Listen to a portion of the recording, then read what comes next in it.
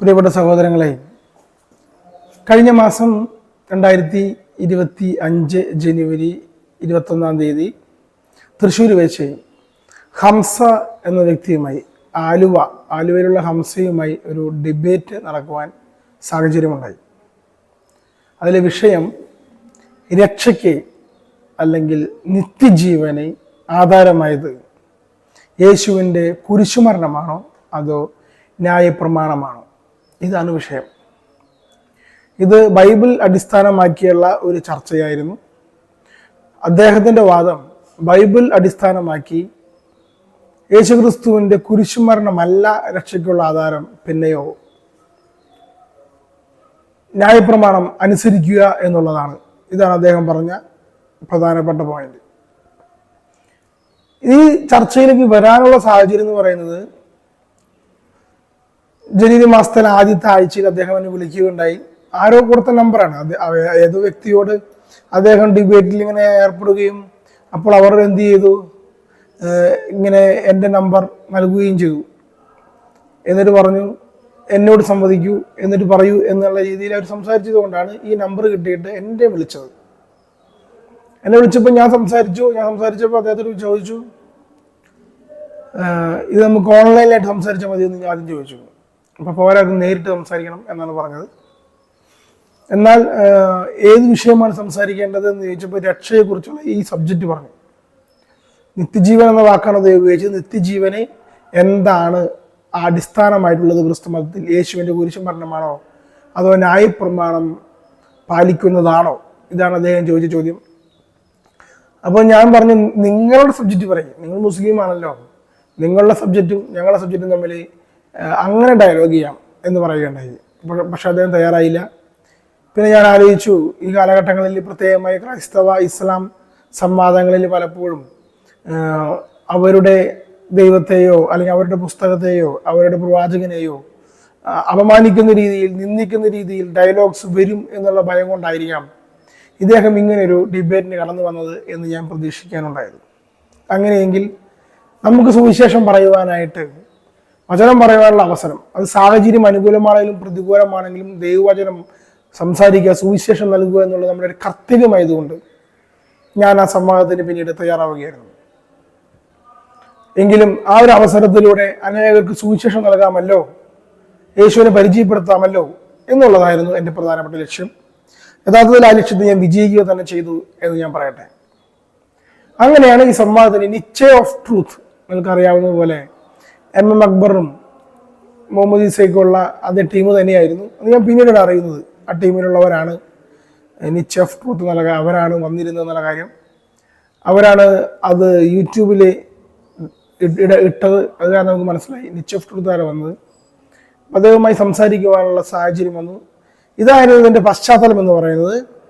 തൃശ്ശൂർ വെച്ചിട്ട് ഇങ്ങനെ ഒരു സംവാദം നടക്കുകയുണ്ടായി.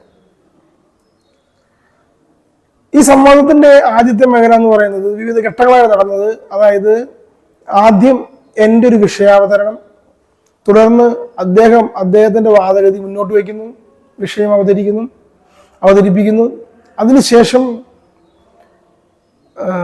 ഞാൻ അദ്ദേഹത്തിന്റെ വാദഗതിയെ ഖണ്ഡനം ചെയ്യുന്നു, അദ്ദേഹം എൻ്റെ വാദഗതിയെ ഖണ്ഡനം ചെയ്യുന്നു. അതിനുശേഷം ആ ഖണ്ഡനത്തിന് ഞാൻ മറുപടി പറയുന്നു, അദ്ദേഹം എൻ്റെ ഖണ്ഡനത്തിനെയും മറുപടി പറയുന്നു. അതിനുശേഷം പരസ്പരം 3 ചോദ്യങ്ങളും അതിന് 3 ഉപചോദ്യങ്ങളും, ഇതായിരുന്നു വെച്ചിട്ടുണ്ടായിരുന്ന കണ്ടീഷൻ. അതിനുശേഷം കൺക്ലൂഷൻ. ഒരു 5 മണിക്ക് തുടങ്ങി 9 മണിക്ക് അവസാനിക്കുന്ന രീതിയിലാണ് പ്ലാൻ ചെയ്തിരിക്കുന്നത്. ഈ ഒരു സംവാദത്തിന്റെ മേഖലയിൽ ക്രിസ്തുവിനെ പരിചയപ്പെടുത്താനുള്ള അവസരമായി സംവാദത്തിന്റെ ആദ്യത്തെ ഭാഗത്ത് ഞാൻ എടുക്കുകയുണ്ടായി. യേശുക്രിസ്തുവിന്റെ കുരിശുമരണത്തിന് കാരണമായത്, യേശുക്രിസ്തുവിന്റെ കുരിശുമരണം എങ്ങനെയാണ് രക്ഷാകരമായത്, ഈ ഒരു വസ്തുത ഞാൻ അവതരിപ്പിച്ചു. ന്യായപ്രമാണം എങ്ങനെ കടന്നു വന്നു, വിവിധ മതങ്ങളിൽ എങ്ങനെ കടന്നു വന്നു, വിവിധ മതങ്ങളിലെ വിവിധ രാജാക്കന്മാര് അവരുടെ ഭരണത്തിന് വേണ്ടി മതങ്ങൾ എങ്ങനെ ഉപയോഗിച്ചു, ഈ വിഷയങ്ങളെല്ലാം സവിസ്തരം ഞാൻ പ്രസ്താവിച്ചു. എൻ്റെ പ്രധാനപ്പെട്ട വാദഗതി എന്ന് പറയുന്നത്, ഞാൻ മുന്നോട്ട് വെച്ചത്, പല ഭരണാധികാരികളും അവർ ഉദ്ദേശിക്കുന്നത്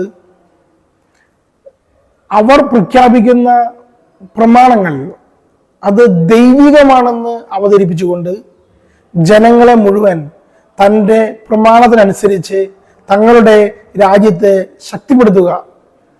ജനങ്ങൾക്ക് മുമ്പിൽ രാജാവ് പറയുന്ന സകല നിയമങ്ങളും ദൈവിക നിയമങ്ങളാണ്, ദൈവത്തിൽ നിന്ന് നേരിട്ട് കിട്ടിയതാണ്. അതുകൊണ്ട് തന്നെ ജനങ്ങൾ രാജാവിനെ പ്രതിയല്ല, ഭരണാധികാരിയെ പ്രതിയല്ല, പിന്നെ ദൈവത്തെ പ്രതി രാജാവിന്റെ നിയമങ്ങളെല്ലാം അനുസരിക്കും. അങ്ങനെ ശക്തമായ ഒരു ഭരണ സംവിധാനം നിലകൊള്ളും. ഇതാണ് എല്ലാ മതങ്ങളുടെയും അടിസ്ഥാനപരമായ വിഷയം എന്ന് പറയുന്നത്. പ്രത്യേകിച്ച് നമുക്കിത് കാണാം. എല്ലാ മതങ്ങളിലെയും പ്രധാനപ്പെട്ട പോയിന്റ് എന്ന് പറയുന്നത് ദൈവം എവിടെയോ ഇരിക്കുന്ന ഒരു ദൈവം, ഭൂമിയുമായി യാതൊരു ബന്ധവുമില്ലാത്ത ദൈവം. ആ ദൈവം ഭൂമിയിൽ ജീവിക്കുന്ന വ്യക്തികൾക്ക് വേണ്ടി ഇടയ്ക്കിടെ പ്രവാചകന്മാരെ അയക്കുന്നു, അല്ലെങ്കിൽ ഗുരുക്കന്മാരെ അയക്കുന്നു. അവർ വിവിധ പ്രമാണങ്ങൾ പഠിപ്പിക്കുന്നു. ഈ പ്രമാണം അനുസരിച്ച് ജീവിക്കുകയാണെങ്കിൽ അവർക്ക് മോക്ഷം ലഭിക്കും, സ്വർഗം ലഭിക്കും. ഈ ഒരു വിഷയം തന്നെയാണ് എല്ലാ മതങ്ങളുടെയും അടിസ്ഥാനപരമായ ഒരു വിഷയം എന്ന് പറയുന്നത്. നമുക്ക് എല്ലാ മതങ്ങളിലും കാണാം. ബുദ്ധമതത്തിലാണെങ്കിലും അതൊരു ത്രിവിധ മാർഗങ്ങൾ, ജൈന മതത്തിലാണെങ്കിൽ അഷ്ടാംഗ മാർഗങ്ങൾ, ഹിന്ദു മതത്തിലാണെങ്കിൽ കർമ്മശാസ്ത്രം, ഇനി ഇസ്ലാം മതത്തിലാണെങ്കിൽ ഇതുപോലെ തന്നെ അള്ളാഹു പ്രവാചകന്മാരെ അയക്കുന്നു, അവസാനത്തെ പ്രവാചകൻ മുഹമ്മദ് നബി കുറെ നിയമങ്ങൾ കൊടുക്കുന്നു, നബിചേരി കൊടുക്കുന്നു, അതനുസരിച്ച് ജീവിക്കുക, സ്വർഗത്തിലേക്ക് പോവുക. യഹൂദന്മാരെ സംബന്ധിച്ചിടത്തോളം ഇതുപോലെ തന്നെയാണ് അവതരിപ്പിച്ചിരിക്കുന്നത്. ദൈവം മോശയ്ക്ക് പ്രമാണങ്ങൾ നൽകി, ആ പ്രമാണങ്ങൾ അനുസരിച്ച് ജീവിക്കണം. പക്ഷെ യഹൂദന്മാരെ സംബന്ധിച്ചിടത്തോളം സ്വർഗം കിട്ടുമെന്നുള്ള പ്രത്യാശ ന്യായപ്രമാണത്തിൽ ഉണ്ടായിരുന്നില്ല. ബൈബിൾ നോക്കി നമുക്ക് കാണാൻ സാധിക്കും. യാക്കോബ് ആയിക്കൊള്ളട്ടെ, യാക്കോബ് തൻ്റെ മകൻ ജോസഫ് മരിച്ചുപോയി എന്ന് അറിഞ്ഞിട്ട് യഥാർത്ഥത്തിൽ മരിച്ചിട്ടുണ്ടായിരുന്നില്ല. മക്കളോട് വിലപിക്കുന്ന ഇപ്രകാരമാണ്, എൻ്റെ മകൻ ജോസഫിന്റെ അരികിലേക്ക് ഞാൻ പാതാളത്തിലേക്ക് പോകും എന്നാ പറയുന്നത്. പാതാളത്തിൽ എനിക്കൊരു വിശ്രമം നൽകുകയില്ലേ നിങ്ങൾ എന്നാണ് യാക്കോബ് പറയുന്നത്. അതുകൊണ്ട് തന്നെ പ്രമാണങ്ങളെ പറ്റി പറയുമ്പോഴും മോശയുടെ പ്രമാണം അനുസരിച്ച് പറയുമ്പോൾ ഈ കൽപ്പനകൾ അനുസരിച്ച് ജീവിച്ചാൽ 1000 തലമുറ വരെ ഭംഗിയായി ജീവിക്കാം കാനാൻ ദേശത്ത്.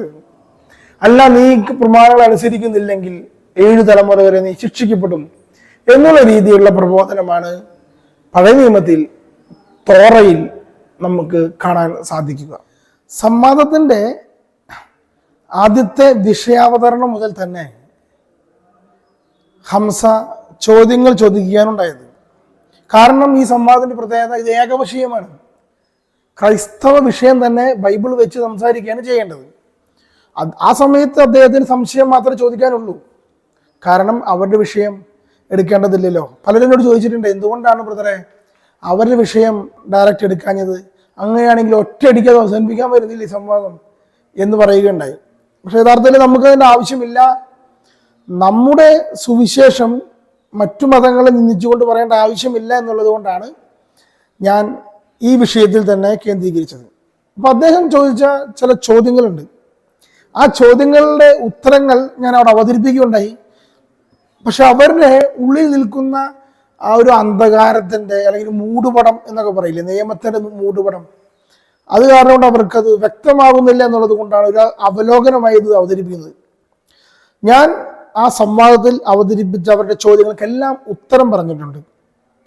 അവർ അതിനുശേഷം ഒരു അവലോകനം എടുത്തപ്പോൾ ഇതിനൊന്നും ഉത്തരം കണ്ടില്ല എന്നവർ പറയുന്നത്. ആ ഉത്തരങ്ങൾ എന്തൊക്കെയാണെന്ന് ഒരിക്കൽ കൂടി നിങ്ങളുടെ മുമ്പിൽ അവതരിപ്പിക്കുകയാണ്. ഒന്നാമത്തെ അദ്ദേഹത്തിന്റെ ചോദ്യം, യേശുക്രിസ്തുവിന്റെ കുരിശുമരണത്താലാണ് രക്ഷയെന്ന് ക്രിസ്ത്യാനികൾ അവകാശപ്പെടുന്നു. അങ്ങനെയെങ്കിൽ യേശുവിന്റെ കുരിശുമരണത്തിന് മുമ്പുള്ള ആളുകൾ എങ്ങനെ രക്ഷ പ്രാപിച്ചു? ഒരു നല്ല വാലിഡ് ആയ ക്വസ്റ്റ്യൻ ആണ്. കാരണം യേശുക്രിസ്തുവിന്റെ കുരിശുമരണത്തിന് ശേഷമാണ് രക്ഷയെങ്കിൽ അതിനു മുമ്പുള്ള ആളുകൾ രക്ഷ പ്രാപിച്ചത് എങ്ങനെയാണെന്ന് അറിയണമല്ലോ. ഈ ഒരു വിഷയം അദ്ദേഹം പറയുമ്പോൾ ഒരു പക്ഷെ എനിക്ക് തോന്നുന്നു മറ്റ് സഭകളുമായി സംസാരിച്ചതുകൊണ്ടായിരിക്കാം അദ്ദേഹത്തിന് ഇതിനെ ഉത്തരം ക്രിസ്ത്യാനികൾക്കില്ല എന്നൊരു ധാരണ വന്നതെന്ന് ഞാൻ മനസ്സിലാക്കുന്നത്. കത്തോലിക്ക സഭയ്ക്ക് ഇതിനെപ്പറ്റി വളരെ വ്യക്തമായ പിക്ചറുണ്ട്. ഞാൻ എൻ്റെ വിഷയാവതരണത്തിൽ തന്നെ അതിന് മറുപടിയും പറഞ്ഞിട്ടുണ്ട്. എൻ്റെ വിഷയാവതരണത്തിന് ശേഷമാണ് അദ്ദേഹം ഈ ചോദ്യം ചോദിക്കുന്നത്. എന്താണ് ഞാൻ നൽകിയ ഉത്തരമെന്ന് ഞാൻ ഒരിക്കൽ കൂടി ഇവിടെ പറയുകയാണ്.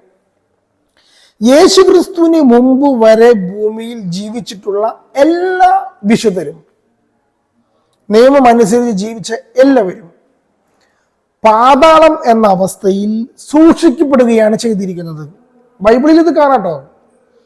യാക്കോബ് തൻ്റെ മകൻ മരണപ്പെട്ടു എന്നറിഞ്ഞപ്പോൾ ഇങ്ങനെ വിലപിക്കുന്നു, നിങ്ങൾ എൻ്റെ ആത്മാവിന് പാതാളത്തിൽ സമാധാനം നൽകുകയില്ലേ എന്നാ ചോദിച്ചത്. ബൈബിളിൽ ഇതിന് പറയുക അബ്രാഹത്തിന്റെ മടി എന്നാണ്. ഈ പാതാളം എന്ന അവസ്ഥയിൽ സൂക്ഷിക്കപ്പെടുന്ന സ്ഥലത്തെ അത് യേശു തന്നെ തൻ്റെ ഭൂമിയിൽ ലൂക്കായുടെ സുവിശേഷം 16-ാം അധ്യായത്തിൽ ഇപ്രകാരം പറയുന്നുണ്ട്. ധനവാന്റെയും ലാസറിന്റെയും ഉപമ. ലാസർ മരിച്ച് അബ്രാഹത്തിന്റെ മടിയിലായിരുന്നു എന്നാണ് പറയുന്നത്. സ്വർഗത്തിൽ പോയി എന്നല്ല. അബ്രാഹത്തിന്റെ മടി സ്വർഗമല്ല. അബ്രാഹത്തിന്റെ മടി എന്ന് പറയുന്നത് പാതാളം എന്ന അവസ്ഥയിലാണ്. എന്തുകൊണ്ടാണ് മരിച്ചുപോയ വ്യക്തികൾ സ്വർഗത്തിലേക്ക് പോകാത്തത്? സ്വർഗത്തിലേക്ക് പോകണമെങ്കിൽ ദൈവത്തിന്റെ പരിശുദ്ധി ഓരോ ആത്മാവിനും വേണം.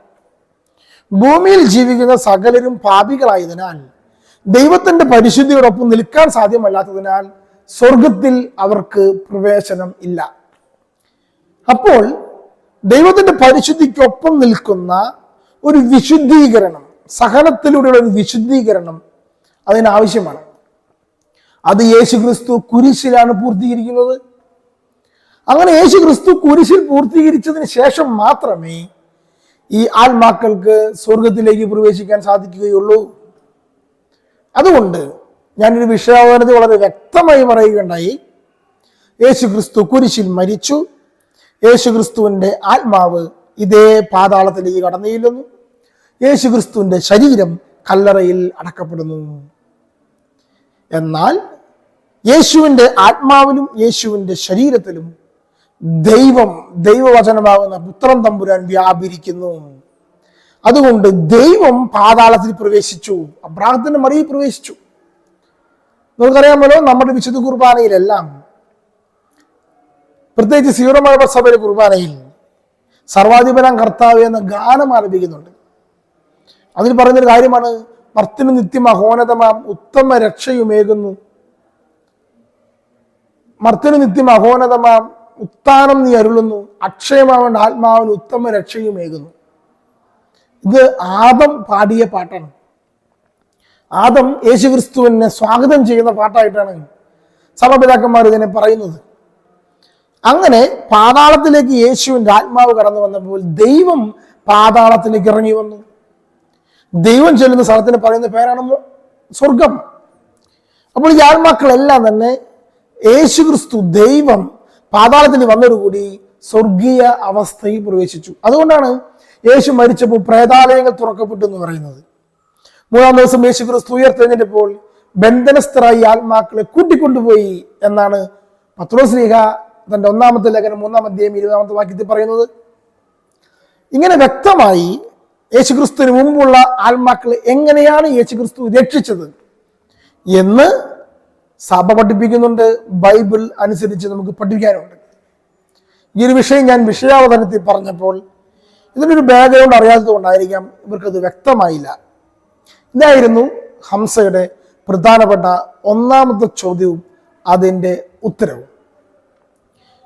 പിന്നെ 2-ാം അദ്ദേഹം ചോദിച്ച മറ്റൊരു ചോദ്യം, അബ്രഹാമാണല്ലോ വിശ്വാസികളുടെ പിതാവ്. അബ്രഹാം എങ്ങനെ രക്ഷ പ്രാപിച്ചു? നിയമം അനുഷ്ഠിച്ചിട്ടാണല്ലോ രക്ഷ പ്രാപിച്ചത് എന്നാണ്. അതിൽ അദ്ദേഹം പറയുന്ന മറ്റൊരു കാര്യം കൂടി ഉണ്ട്. ഞാൻ എൻ്റെ വിഷയാവതരണത്തിൽ ബഹുഭാരിത്വം യേശുക്രിസ്തു പാപമാണെന്ന് പ്രഖ്യാപിച്ചു. ഒരു പുരുഷന് ഒരു സ്ത്രീയേയുള്ളൂ. ഏദൻ തോട്ടത്തിൽ അങ്ങനെയായിരുന്നു. അതിനാൽ ഒരു പുരുഷന് ഒരു സ്ത്രീ മതി എന്ന് യേശു പഠിപ്പിച്ചു എന്ന് പറഞ്ഞപ്പോൾ അതിനെ കൗണ്ടർ ചെയ്തുകൊണ്ട് ഹംസ ചോദിച്ച ചോദ്യം, അബ്രാഹത്തിന് ബഹുഭാരിത്വമുണ്ടല്ലോ, വിശ്വാസികളുടെ പിതാവായ അബ്രാഹം അനേകം ഭാര്യമാരുള്ള വ്യക്തിയാണെങ്കിൽ തീർച്ചയായും നമുക്കും ബഹുഭാരിത്വം അനുവദനീയമാണ് എന്ന രീതിയിൽ അദ്ദേഹം സംസാരിക്കുകയുണ്ടായി. അതും അബ്രാഹത്തിന് അടിമ സ്ത്രീകളായ ഭാര്യമാരുണ്ടല്ലോ എന്നാണ് പറഞ്ഞത്. ഞാനതിന് മറുപടി നൽകുകയുണ്ടായി. അബ്രാഹത്തിന് ഒരു ഭാര്യയേ ഉള്ളൂ. സാറ. സാറായ്ക്ക് മക്കളില്ലാതായപ്പോൾ സാറായുടെ ദാസിയെ സാറ അബ്രാഹത്തിന് ഭാര്യയായി നൽകി. എന്തിനു വേണ്ടി? വാടക ഗർഭധാരണത്തിന് വേണ്ടി, അങ്ങനെ വേണമെങ്കിൽ പറയാം. അതായത് ഒരു കുഞ്ഞിനെ നൽകുന്നു. യഥാർത്ഥത്തിൽ അബ്രാഹത്തിന് എത്ര ഭാര്യയുണ്ട്? ബൈബിൾ അടിസ്ഥാനമാക്കി നോക്കിക്കഴിഞ്ഞാൽ അബ്രാഹത്തിന് ഒരു ഭാര്യയേ ഉള്ളൂ, സാറ. സാറായ്ക്ക് മക്കളില്ലാതായപ്പോൾ സാറ പറയുന്ന കാര്യമാണ്, എൻ്റെ ദാസിയായ ഹാഗാറിൽ നീ ഒരു കുഞ്ഞിനെ എനിക്ക് തരിക, നമുക്ക് മക്കളില്ലല്ലോ. അങ്ങനെ സാറ തൻ്റെ ദാസിയായ ഹാഗാറിനെ അബ്രാഹത്തിന് ഭാര്യയായി നൽകി. അതിലൊരു കുഞ്ഞുണ്ടായി, ഇസ്മായേൽ. അപ്പോൾ ഇത് ഒരു യഥാർത്ഥത്തിൽ വാടക ഗർഭധാരണം പോലുള്ള ഒരു സിസ്റ്റമാണ്. അതല്ലാതെ അബ്രാഹത്തിന് ബഹുഭാര്യത്വം ഉണ്ടായതല്ല, അബ്രാഹത്തിന്റെ അടിമഭാര്യയുമല്ല ഹാഗാർ. കാരണം എന്താണെന്നറിയാമോ? ഹാഗാറിനെയും ഇസ്മായിലിനെയും സാറ പുറത്താക്കുമ്പോൾ സാറ അബ്രാഹത്തോട് പറയുന്നുണ്ട്. അപ്പൊ അബ്രാഹം പറയുന്ന മറുപടി എന്താ? അവൾ ഇപ്പോഴും നിന്റെ ദാസിയാണല്ലോ, നീ നിനക്കിഷ്ടമുള്ളത് അവളോട് ചെയ്തു കൊള്ളുക. എന്നിട്ട് സാറ ഹാഗാറിനെയും ഇസ്മായിലിനെയും പുറത്താക്കി. ഇത് നമുക്ക് ബൈബിളിൽ കാണാം. അപ്പോൾ അബ്രാഹത്തിന് ഒരു ഭാര്യയെ യഥാർത്ഥത്തിലുള്ളൂ, സാറ. സാറ മരിക്കുന്നു. സാറ മരിച്ചതിന് ശേഷം അബ്രാഹം വേറൊരു സ്ത്രീയെ കല്യാണം കഴിക്കുന്നു, കെത്തൂറ. അപ്പോൾ അബ്രാഹത്തിന് ഔദ്യോഗികമായി 2 ഭാര്യയുള്ളത്, ഒന്ന് സാറ, 2 കെത്തൂറ. സാറായ്ക്ക് ഒരു മകനുണ്ട്, ഇസഹാക്ക്. കെത്തൂറയ്ക്ക് 5 മക്കളുണ്ട്. ഇതാണ് അബ്രാഹത്തിന് 2 യഥാർത്ഥ ഭാര്യമാരിലുള്ള മക്കളും. അബ്രാഹത്തിന് സാറായുടെ ദാസിയായ ഹാഗാറിലുണ്ടായ കുഞ്ഞാണ് ഇസ്മായിൽ. ഹാഗാർ യഥാർത്ഥത്തിൽ ഔദ്യോഗിക ഭാര്യയുമല്ല. ഈ ഒരു സാഹചര്യം മനസ്സിലാക്കുക. സാറ മരിച്ചതിന് ശേഷമാണ് കെത്തൂറയെ കല്യാണം കഴിക്കുന്നത്. അപ്പോൾ അബ്രാഹത്തിന് എത്ര ഭാര്യമാരുണ്ട്? ഒരു ഭാര്യ മാത്രമേ ഉള്ളൂ. ഏക ഭാര്യാവൃതം അനുഷ്ഠിച്ച വ്യക്തിയാണ് അബ്രാഹം. അപ്പോൾ ഇദ്ദേഹം ചോദിച്ച ആർഗ്യുമെന്റ്, വിശ്വാസികളുടെ പിതാവായ അബ്രാഹത്തിന് ഭാര്യമാരുണ്ടല്ലോ, അപ്പോൾ അടിമ സ്ത്രീകളുണ്ടല്ലോ എന്ന് പറഞ്ഞാൽ ബൈബിൾ അടിസ്ഥാനമാക്കി അത് യഥാർത്ഥമല്ല. ഇത് നമ്മൾ മനസ്സിലാക്കണം. ഇനി ഇദ്ദേഹം ചോദിക്കുന്ന മറ്റൊരു ചോദ്യമുണ്ട്. അബ്രാഹം, മോശ, ഇവർക്കെല്ലാം ദൈവം നിയമം കൊടുത്തു. ആ നിയമത്തിൽ നിന്ന് വ്യത്യസ്തമായ ഒരു നിയമം യേശു പ്രഘോഷിച്ചു. എന്നിട്ട് അതിനുശേഷം മുഹമ്മദ് ഒരു നിയമം കൊടുത്തു. അപ്പോൾ മുഹമ്മദ് കൊടുത്ത നിയമവും, അതായത് ഖുർആൻ, മോശയ്ക്ക് കൊടുത്ത നിയമവും, അതായത് തൗറാത്ത്, ഇത് 2 പോലെ ആയിരിക്കും പുതിയ നിയമം അഥവാ ഇഞ്ചീൽ, അതായത് യേശുവിന് നൽകിയ നിയമം എന്നാണ് ഇദ്ദേഹത്തിന്റെ വാദം. അപ്പോൾ ഞാൻ സവിസ്തരം എന്താണ് യേശു ക്രിസ്തുവിന്റെ നിയമവും മോശയുടെ നിയമവും തമ്മിലുള്ള വ്യത്യാസമെന്ന് അവതരിപ്പിച്ചു. യേശു ക്രിസ്തുവിനെ മറ്റു പ്രവാചകന്മാരെ പോലെ ഒരു പ്രവാചകൻ മാത്രമായി ഇവർ കണക്കാക്കുകയാണ്. ഞാൻ വളരെ വ്യക്തമായി മോശയുടെ പ്രമാണങ്ങളും യേശു ക്രിസ്തുവിന്റെ പ്രമാണങ്ങളും തമ്മിലുള്ള വ്യത്യാസം, അതായത് മോശയ്ക്ക് നൽകിയ പ്രമാണം അപൂർണമാണ്, യേശുവിന് നൽകിയ പ്രമാണം പൂർണ്ണതയുള്ളതാണ്. അഥവാ യേശുവിന് നൽകിയ പ്രമാണം എന്ന് പറയുന്നത് ശരിയല്ല. കാരണം യേശു തന്നെയാണ് പ്രമാണം പറയുന്നത്. മോശയ്ക്ക് പ്രമാണം ലഭിക്കുകയാണ് ചെയ്തത്. ഇപ്പോൾ പറയുന്നത് പോലെയാണെങ്കിൽ മുഹമ്മദിനും പ്രമാണം ലഭിക്കുകയാണ് ചെയ്തത്. എന്നാൽ യേശുവിന് അങ്ങനെ ഒരു പ്രമാണം ലഭിക്കുന്നതായിട്ട് ബൈബിളിൽ കാണാൻ പറ്റില്ല. പിന്നെയോ യേശുവിൻ്റെ പ്രഘോഷണ രീതി എന്താ? സത്യം സത്യമായി ഞാൻ നിങ്ങളോട് പറയുന്നു. മോശ പറയുന്നത് എന്താ? ദൈവം എന്നോട് ഇങ്ങനെ അരുളി ചെയ്തു. പഴയ നിയമത്തിലെല്ലാം കാണാം കർത്താവ് അരുളി ചെയ്യുന്നു, കർത്താവ് അരുളി ചെയ്യുന്നു എന്നെല്ലാം പറയും. എന്നാൽ യേശു പറയുന്ന പ്രമാണങ്ങൾ, അത് യേശു പറയുന്ന പ്രകാരമാണ്. സത്യം സത്യമായി ഞാൻ നിങ്ങളോട് പറയുന്നു. ഒരു പ്രമാണം അവതരിപ്പിച്ച് കിട്ടുന്നൊന്നുമില്ല യേശുവിന്. ഇത് ആദ്യം മനസ്സിലാക്കണം. അപ്പൊ യേശു പറയുന്ന പ്രമാണത്തിന്റെ പ്രത്യേകത, അത് പൂർണ്ണതയുള്ളതാണ്. അത് കാലങ്ങൾ അതിജീവിക്കും. ആകാശവും ഭൂമിയും കടന്നുപോയാലും എൻ്റെ വചനങ്ങൾ നീങ്ങിപ്പോകുകയില്ല. അതാണ് ഈശോ പറയുന്നത്. അത് യഥാർത്ഥമാണെന്ന് ഈ ആധുനിക കാലഘട്ടത്തിലും തെളിയിക്കപ്പെട്ടുകൊണ്ടിരിക്കുക. കാരണം എന്താ? ആദ്യമായി ഈ ലോകത്തോട് ഒരു പുരുഷനൊരു സ്ത്രീ മതി എന്ന് പറഞ്ഞത്, വിവാഹത്തിന് ഒരു പുരുഷനൊരു സ്ത്രീ മതി എന്ന് പറഞ്ഞത് യേശു ക്രിസ്തുവാണ്. ഇന്നത് ലോകം അംഗീകരിക്കുന്നില്ലേ? വേറെ ഏതെങ്കിലും മതത്തിൽ ഇങ്ങനെയൊരു നിയമമുണ്ടോ? എല്ലാവരും ബഹുഭാരിത്വമല്ലേ പ്രഘോഷിച്ചത്. എന്നാൽ യേശു വളരെ വ്യക്തമായി വിവാഹത്തിൽ ഒരു പുരുഷനും സ്ത്രീയേ ഉള്ളൂ. കാരണം യേശുവിൻ്റെ പ്രമാണം പൂർത്തീകരിക്കപ്പെട്ടതാണ്. അപ്പൊ ഇങ്ങനെ കണ്ണിന് പകരം കണ്ണ്, പല്ലിന് പകരം പല്ല് എന്ന് പറയുന്ന മോശയുടെ പ്രമാണം. മറ്റെല്ലാവരുടെ പ്രമാണം അങ്ങനെ തന്നെയാണ്. എന്നാൽ യേശു ക്രിസ്തുവിൻ്റെ പ്രമാണം കണ്ണിന് പകരം കണ്ണല്ല, പല്ലിന് പകരം പല്ലല്ല. കാരണം എന്താ? ഞാൻ ആ ഡിബേറ്റ് പറയുന്നുണ്ട്. ഇദ്ദേഹം ചോദിക്കുന്ന ചോദ്യം ഇതാണ്: ഇത് യേശു ക്രിസ്തു നൽകുന്നത് അനുരഞ്ജനത്തിൻ്റെ നിയമമാണ്, ഒരു കോംപ്രമൈസിങ്. അതായത് മോശയുടെ പ്രമാണം അനുസരിച്ച് ജീവിക്കുന്നവർക്ക് അവർക്കിടയിൽ പരസ്പരം ഉണ്ടാകേണ്ട ധാരണ മാത്രമാണ്, അല്ലാതെ ലോകത്തിന് ഒരിക്കലും നടപ്പിലാക്കാൻ പറ്റുന്ന ഒരു നിയമമല്ല യേശുവിൻ്റെ നിയമം എന്നാണ് അദ്ദേഹം അതിൽ സംവാദത്തിൽ സമർത്ഥിക്കുന്നത്. ദൈവം മനുഷ്യർക്കിടയിൽ ജീവിക്കുവാൻ ഇങ്ങനൊരു നിയമം കൊടുക്കുകയില്ലെന്നാണ് പറയുന്നത്. ഏത്? കണ്ണിന് പകരം കണ്ണല്ല, പല്ലിന് പകരം പല്ലല്ല, ഇടത് കർണത്തടിച്ചാൽ വലത് കർണം കാണിച്ചു കൊടുക്കണം. ഏത് കോടതിയിലാണ് ഈ ഒരു നിയമം നടപ്പിലാക്കാൻ പറ്റുക എന്നാ ചോദിക്കുന്നത്. എന്നാൽ ഞാൻ അതിനെ കൗണ്ടർ ചെയ്ത് പ്രകാരം വളരെ സിമ്പിൾ. ഒരു പിതാവിന് 2 മക്കളുണ്ട്. ഒരുവന്റെ കണ്ണ് കുത്തിപ്പൊട്ടിച്ചു മറ്റവനെങ്കിൽ ഏതെങ്കിലും പിതാവ് പറയുമോ അപരന്റെയും കണ്ണ് കുത്തിപ്പൊട്ടിക്കാൻ? അതായത് 2 മക്കളും കണ്ണുപൊട്ടന്മാരായി നടക്കണമെന്നാണോ ദൈവം ആഗ്രഹിക്കുന്നത്, അപ്പൻ ആഗ്രഹിക്കുന്നത്? ഇങ്ങനെ ഒരു സ്നേഹനിധിയായ ഒരു അപ്പൻ ഭൂമിയിൽ പറയുമെങ്കിൽ, ഒരു പിതാവ് ഇങ്ങനെ ഭൂമിയിൽ പറയുമെങ്കിൽ, സ്വർഗസ്ഥനായ ദൈവം പരിപൂർണനായവൻ ഇതിനും നല്ല നിയമം കൊണ്ടുവരേണ്ടതല്ലയോ? അതല്ലേ ദൈവിക നിയമം, അതല്ലേ ദൈവിക ധാർമ്മികത? ദൈവത്തിന് അങ്ങനെയല്ലേ പറയാൻ പറ്റുള്ളൂ. കാരണം ദൈവം പരിശുദ്ധനാണ്. ഇസ്ലാമിക വിശ്വാസപ്രകാരം ദൈവം പരിശുദ്ധനല്ല. ദൈവം പറയുന്നത് എന്തോ അതാണ് ശരി, ദൈവം നന്മ പറഞ്ഞാൽ അത് ശരി, ദൈവം തിന്മ പറഞ്ഞാൽ അതാണ് ശരി. എന്നാൽ അങ്ങനെയല്ല. യഹൂദ കൺസെപ്റ്റിലും ക്രിസ്തുമത കൺസെപ്റ്റിലും ദൈവം പരിശുദ്ധനാണ്. പരിശുദ്ധനായ ദൈവം പറയുന്ന കാര്യങ്ങൾ പരിശുദ്ധമായിരിക്കും. സ്നേഹത്തിൻ്റെയും സത്യത്തിൻ്റെയും പൂർത്തീകരണമായിരിക്കും. സ്നേഹത്തിൽ കുറഞ്ഞുകൊണ്ടുള്ളൊരു പ്രബോധനം പറയാൻ യേശുവിന് പറ്റില്ലെന്നേ. കാരണം യേശു ദൈവമാണ്. അല്ലെങ്കിൽ ദൈവമായ വ്യക്തി ഭൂമിയിൽ മനുഷ്യനായി അവതരിച്ചാൽ, ദൈവം ഭൂമിയിൽ അവതരിച്ചാൽ പറയുന്ന നിയമം തീർച്ചയായും പൂർണ്ണതയുള്ള നിയമമായിരിക്കണം. അതാണ് യേശു പറഞ്ഞത്. യേശുവിൻ്റെ ദൈവത്വം നമുക്ക് മനസ്സിലാക്കാൻ സാധിക്കുന്നത് മറ്റു പ്രവാചകന്മാരിൽ നിന്ന് വ്യത്യാസമായി യേശുവിൻ്റെ ഡിവിനിറ്റി, ദൈവത്വം മനസ്സിലാക്കാൻ സാധിക്കുന്നത് യേശുവിൻ്റെ പ്രബോധനങ്ങൾ പൂർണ്ണതയുള്ളതാണ് എന്നുള്ളത് കൊണ്ടാണ്. അതിന് ചലഞ്ച് ചെയ്യാൻ പറ്റില്ല. മോശയുടെ പ്രമാണങ്ങൾ നമുക്ക് ചലഞ്ച് ചെയ്യാം. മുഹമ്മദിന്റെ ഇവരുടെ പ്രമാണങ്ങളെല്ലാം തെരുവിലിട്ട് ആളുകൾ വെല്ലുവിളിക്കും. പക്ഷേ യേശു ക്രിസ്തുവിന്റെ നിയമങ്ങൾ അത് പൂർണ്ണതയുള്ളതാ. അതിലേക്ക് എത്താൻ പറ്റുമോ എന്നാണ് മനുഷ്യകുലം ശ്രമിക്കുന്നത്. അപ്പൊ ദൈവം നൽകുന്ന നിയമം ഭൂമിയിൽ എന്തുകൊണ്ട് പ്രാവർത്തികമാക്കാൻ പറ്റുന്നില്ലെന്നാണ് ഹംസനോട് ചോദിച്ചത്. ദൈവം നൽകുന്ന നിയമങ്ങൾ ഭൂമിയിൽ പ്രാവർത്തികമാക്കണമെങ്കിൽ ആ മനുഷ്യർ ദൈവത്തെ പോലെ ആകണം, പരിശുദ്ധരായിരിക്കണം. പരിശുദ്ധരല്ലാത്തത് കൊണ്ടാണ് ഇത് പൂർത്തീകരിക്കാൻ പറ്റാത്തത്, അല്ലെങ്കിൽ ഇത് നടപ്പിലാക്കാൻ പറ്റാത്തത്.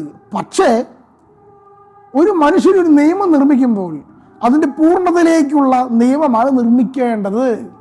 അത് യേശു പറയുക, ഇതാണ് നിയമം. അപ്പൊ ഈ നിയമത്തിലേക്ക് നിങ്ങൾ വളരണം, വളർന്നുകൊണ്ടിരിക്കുക. ലോകം ഇങ്ങനെ വളർന്നുകൊണ്ടിരിക്കുക. യേശു പറഞ്ഞ പ്രബോധനങ്ങൾക്ക് അടിസ്ഥാനമായി ലോകം ഇങ്ങനെ വളർന്നുകൊണ്ടിരിക്കുക. ഉദാഹരണം ഞാൻ പറയാം. ആർത്തവമുള്ള സ്ത്രീകൾ ദേവാലയത്തിൽ പ്രവേശിക്കാൻ പാടുമോ ഇല്ലയോ? ലോകം നോ നോ നോ എന്ന് പറഞ്ഞുകൊണ്ടിരിക്കുക. ഈ കാലഘട്ടത്തിൽ അറിയാം ഇതൊരു അശുദ്ധമായ കാര്യമല്ല. സ്ത്രീകൾ അതിനനുസരിച്ചുള്ള നവോത്ഥാനത്തിലേക്കും പുരോഗമനത്തിലും എത്തിക്കഴിഞ്ഞു. അപ്പൊ ഇതിന് അനുഗുണമായ അല്ലെങ്കിൽ അടിസ്ഥാനമായിരിക്കുന്ന നിയമം ആരുടെയാണ്? യേശു പഠിപ്പിച്ചു എന്നാ പറയുന്നത്. യേശു രക്തസ്രാവക്കാരിയായ സ്ത്രീയെ സ്പർശിച്ചു. ദൈവമായവൻ രക്തസ്രാവക്കാരിയായ സ്ത്രീയെ സ്പർശിച്ചു.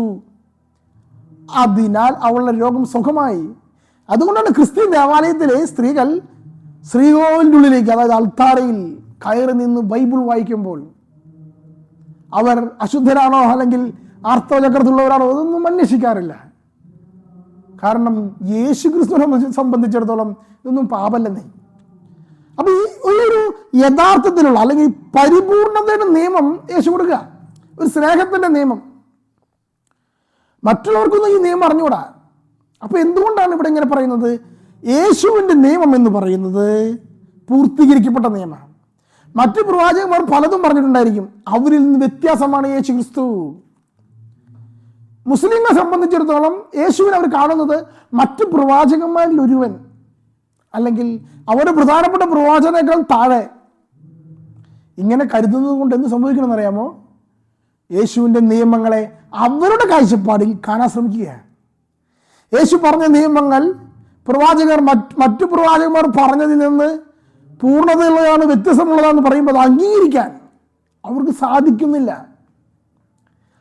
പ്രിയപ്പെട്ട സഹോദരങ്ങളെ, മുസ്ലിം സഹോദരങ്ങൾ ഈ ഒരു വസ്തുതയെ അംഗീകരിച്ചേ തീരൂ. മോശയുടെ പ്രമാണമല്ല, അല്ലെങ്കിൽ മുഹമ്മദിന്റെ പ്രമാണമൊന്നുമല്ല. യേശുവിൻ്റെ പ്രമാണത്തിന് അതിൻ്റെ പൂർത്തീകരണമുണ്ട്. കാരണം അവൻ ദൈവമാണ്, മറ്റു പ്രവാചകന്മാരെക്കാൾ വ്യത്യാസമുള്ളവനാണ്. അതവൻ്റെ പ്രബോധനത്തിൽ കാണാം, പഠനത്തിൽ കാണാം. പഠിക്കൂ. വെറുതെ മത്തായിയുടെ സുവിശേഷം 5-ാം അധ്യായം മുതൽ 8-ാം അധ്യായം വരെ വെറുതെ ഒന്ന് വായിച്ചു നോക്കൂ. മഹാത്മാഗാന്ധി വായിക്കുന്ന ഭാഗം അത്. എങ്ങനെയാണ് നിയമം എന്നുള്ള കാര്യം വ്യക്തമായി യേശു ക്രിസ്തു പഠിപ്പിച്ചിട്ടുണ്ട്.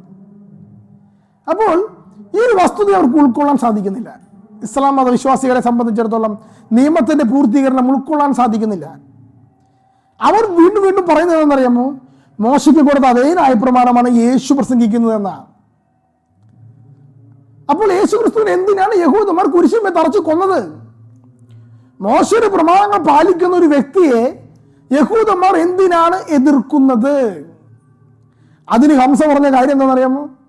യേശു ക്രിസ്തു അവരെ പുരോഹിതന്മാർക്കെതിരെ നിന്നു, പുരോഹിതന്മാരുടെ അധികാരങ്ങൾക്കെതിരെ സംസാരിച്ചു.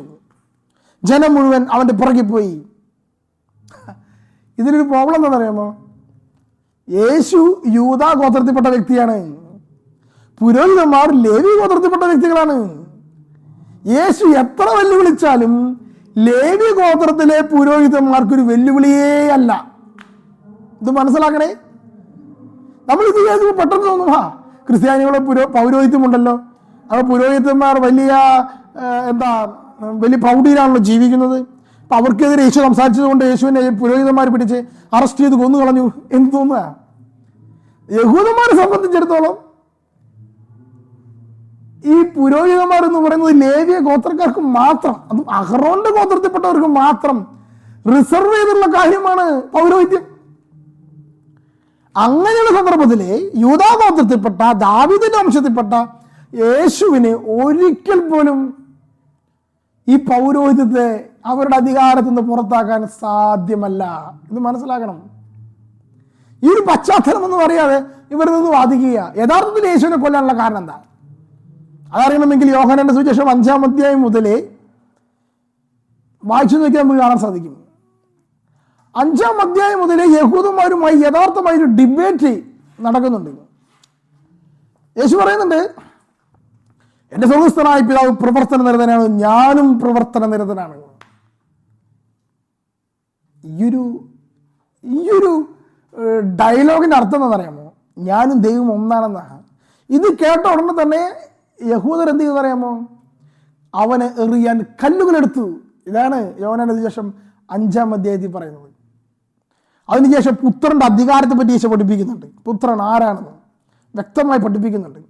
പിതാവ് മരിച്ചവരെ ഏർപ്പിക്കുന്നത് പോലെ പുത്രനും താൻ നിശ്ചയിക്കുന്നവർക്ക് ജീവൻ നൽകുന്നു എന്നെല്ലാം യേശു പഠിപ്പിക്കുന്ന ഒരു പ്രബോധന ഭാഗമാണ് 5-ാം അധ്യായം കാണാൻ സാധിക്കുക. തുടർന്ന് 8-ാം അധ്യായത്തിലെത്തുമ്പോൾ ഇതേപോലെ ഒരു ഡിബേറ്റ് നടക്കുകയാണ്.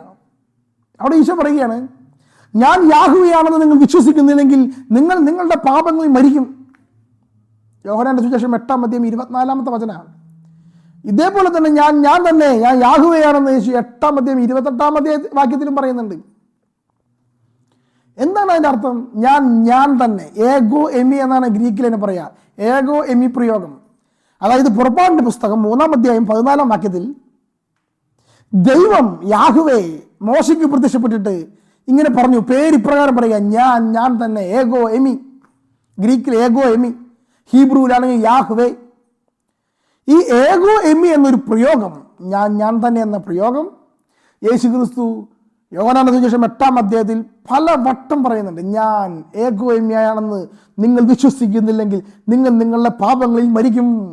അബ്രാഹത്തിന് മുമ്പേ ഏഗോ എമി യേശു സ്വയം പറയാം. അപ്പോൾ അവർ അവനെ എറിയാൻ കല്ലുകൾ എടുത്തു. അപ്പോൾ ഈ ഒരു വിഷയമാണ്, താൻ ദൈവമാണെന്ന് പറഞ്ഞതാണ് പ്രധാനമായും യഹൂദന്മാർക്ക് യേശുവിനെ കൊല്ലാനുള്ള അടിസ്ഥാനപരമായ കാരണം. അപ്പോൾ മനസ്സിലാക്കുക, ന്യായപ്രമാണങ്ങൾ വ്യത്യാസമുണ്ട്. അപ്പൊ എന്തുകൊണ്ടാണ് മോശയ്ക്ക് കൊടുത്ത പ്രമാണം ഇങ്ങനെ അപൂർണമാക്കപ്പെട്ടത് നമ്മളറിയണം. ഞാനും ആ ഡിബേറ്റിൽ അത് പറയുന്നുണ്ട്. പ്രവാചകന്മാർ എന്ന് പറയുന്നത് മനുഷ്യരാണ്. അവർക്ക് ഈ ഒരു ദർശനം ലഭിക്കുന്നത് ദൈവത്തിൽ നിന്നാണ്. ദൈവത്തിൽ നിന്ന് കിട്ടുന്ന ഒരു വിഷൻ അവർ സ്വീകരിച്ച് മനുഷ്യർക്ക് നൽകുമ്പോൾ അതിലൊരു അപൂർണതയുണ്ട്. എങ്ങനെയാണ് അപൂർണത കടന്നു വരുന്നത്? ദൈവം കുറച്ച് മാത്രം അവർക്ക് കൊടുത്തു എന്നാണോ? അതോ പ്രവാചകന്മാർ തങ്ങൾക്ക് ലഭിച്ചിട്ടും ദൈവത്തിൽ നിന്ന് ലഭിച്ച കൽപ്പനകളെ പൂർണ്ണമായും മനുഷ്യർക്ക് കൊടുത്തില്ലെന്നാണോ? ഈ സംവാദത്തിൽ ഹംസ പറയുന്നൊരു കാര്യത്, ഞാൻ ജോലിക്ക് നിൽക്കുന്ന എൻ്റെ സ്ഥാപനത്തിലെ വ്യക്തികൾ ഞാൻ പറയുന്നത് അനുസരിക്കുന്നവരാകണം, അങ്ങനെയുള്ളവരെ മാത്രമേ ഞാൻ ജോലിക്കെടുക്കുകയുള്ളൂ. അതുകൊണ്ട് ദൈവം പ്രവാചകന്മാരെ തീരുമാനിക്കുമ്പോൾ താൻ പറയുന്നത് മുഴുവൻ അനുസരിക്കുന്ന വ്യക്തികളെ മാത്രമേ തീരുമാനിക്കൂ. അതുകൊണ്ട് ദൈവം പറയുന്നതെല്ലാം പ്രവാചകന്മാർ പറയും എന്നാണ് ഇദ്ദേഹം പറഞ്ഞത്. ഇവിടെ മനുഷ്യരുടെ കാര്യമല്ല, ദൈവവും മനുഷ്യനും തമ്മിലുള്ള ബന്ധത്തിലുള്ള കാര്യമാണ്. ഇവിടെ എന്താ പ്രോബ്ലം എന്നറിയാമോ? ഞാനതിന് ചെറിയ ഉപമയിലൂടെ പറഞ്ഞത്, വിഷയാവതരണത്തിൽ തന്നെ ഞാനത് പറഞ്ഞു. സൂര്യൻ പ്രകാശിക്കുന്നു, ചന്ദ്രൻ രാത്രിയിൽ ആ സൂര്യപ്രകാശം ഭൂമിയിലേക്ക് പ്രതിഫലിപ്പിക്കുന്നു. ആരുടെയാണ് കുഴപ്പം? സൂര്യൻ തൻ്റെ പ്രകാശം പൂർണ്ണമായി ചന്ദ്രന് കൊടുത്തില്ലേ? കൊടുത്തു. ദൈവം തൻ്റെ പ്രകാശം പൂർണ്ണമായി പ്രവാചകന്മാർക്ക് കൊടുക്കുന്നുണ്ട്. എന്നാൽ ചന്ദ്രനെ ഈ പ്രകാശം ഭൂമിക്ക് നൽകുന്നതിന് ഒരു ന്യൂനതയുണ്ട്. എന്താ? തന്നിൽ നിന്ന് ലഭിച്ച പ്രകാശം സ്വീകരിക്കുവാൻ ചന്ദ്രൻ ഇത്ര മാത്രമേ കപ്പാസിറ്റി ഉള്ളൂ. ചന്ദ്രൻ ആ പ്രകാശം ഭൂമിയിലേക്ക് പ്രതിഫലിപ്പിക്കുന്നു. Praise the Lord. Chandran maximum ദൈവത്തിൽ നിന്ന് ലഭിച്ച അല്ലെങ്കിൽ സൂര്യനിൽ നിന്ന് ലഭിച്ച പ്രകാശത്തെ ഭൂമിയിലേക്ക് നൽകുന്നുണ്ട്. പക്ഷേ അതിനുള്ള കപ്പാസിറ്റി ചന്ദ്രനില്ല. ദൈവത്തിൽ നിന്ന് ന്യായപ്രമാണം ലഭിക്കുന്ന ഒരു പ്രവാചകൻ മോശ ജനത്തിന് നൽകുമ്പോൾ മോശയിൽ തട്ടി ലഭിക്കുന്ന പ്രകാശമേ ലഭിക്കൂ, നിയമമേ ലഭിക്കൂ.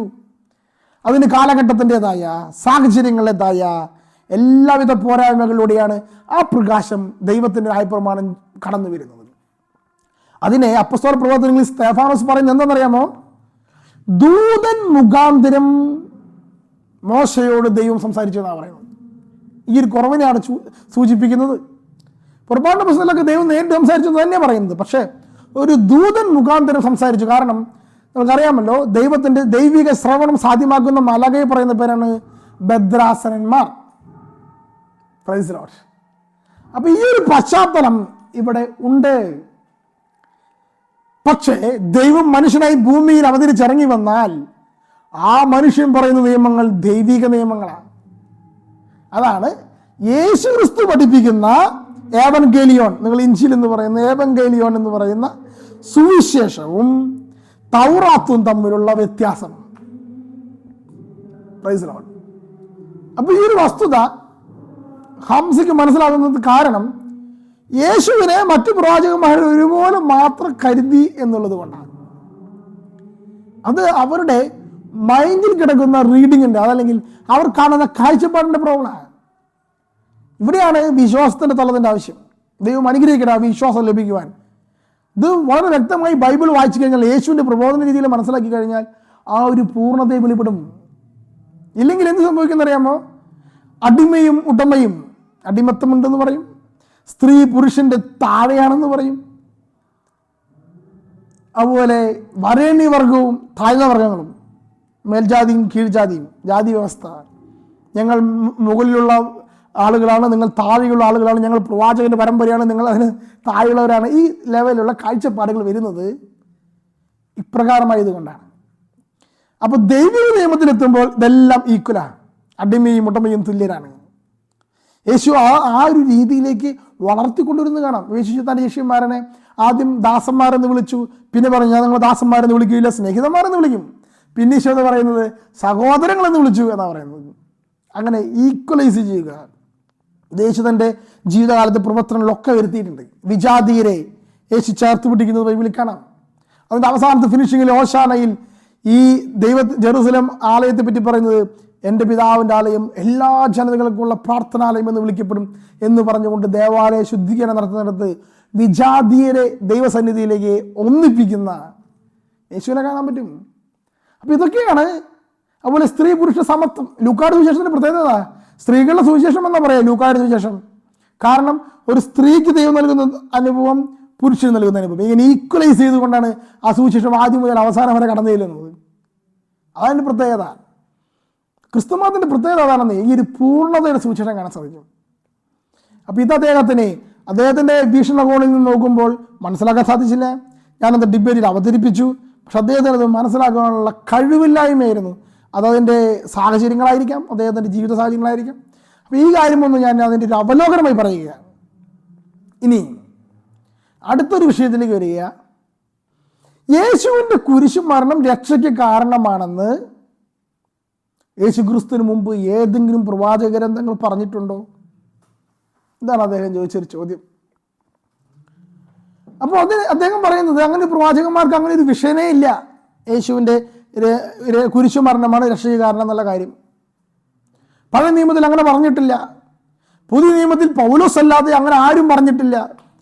പൗലോസാണ് ഈ ഒരു അടിസ്ഥാന തത്വശാസ്ത്രത്തിൻ്റെ പിതാവ് എന്ന രീതിയിൽ നിയമം അനുസരിക്കേണ്ട, യേശുവിൻ്റെ കുരിശുമരണം മാത്രം നോക്കിയാൽ മതി എന്ന രീതിയിൽ അവതരിപ്പിച്ചതെന്നാണ് ഇദ്ദേഹം പറയുന്ന വാദഗതി.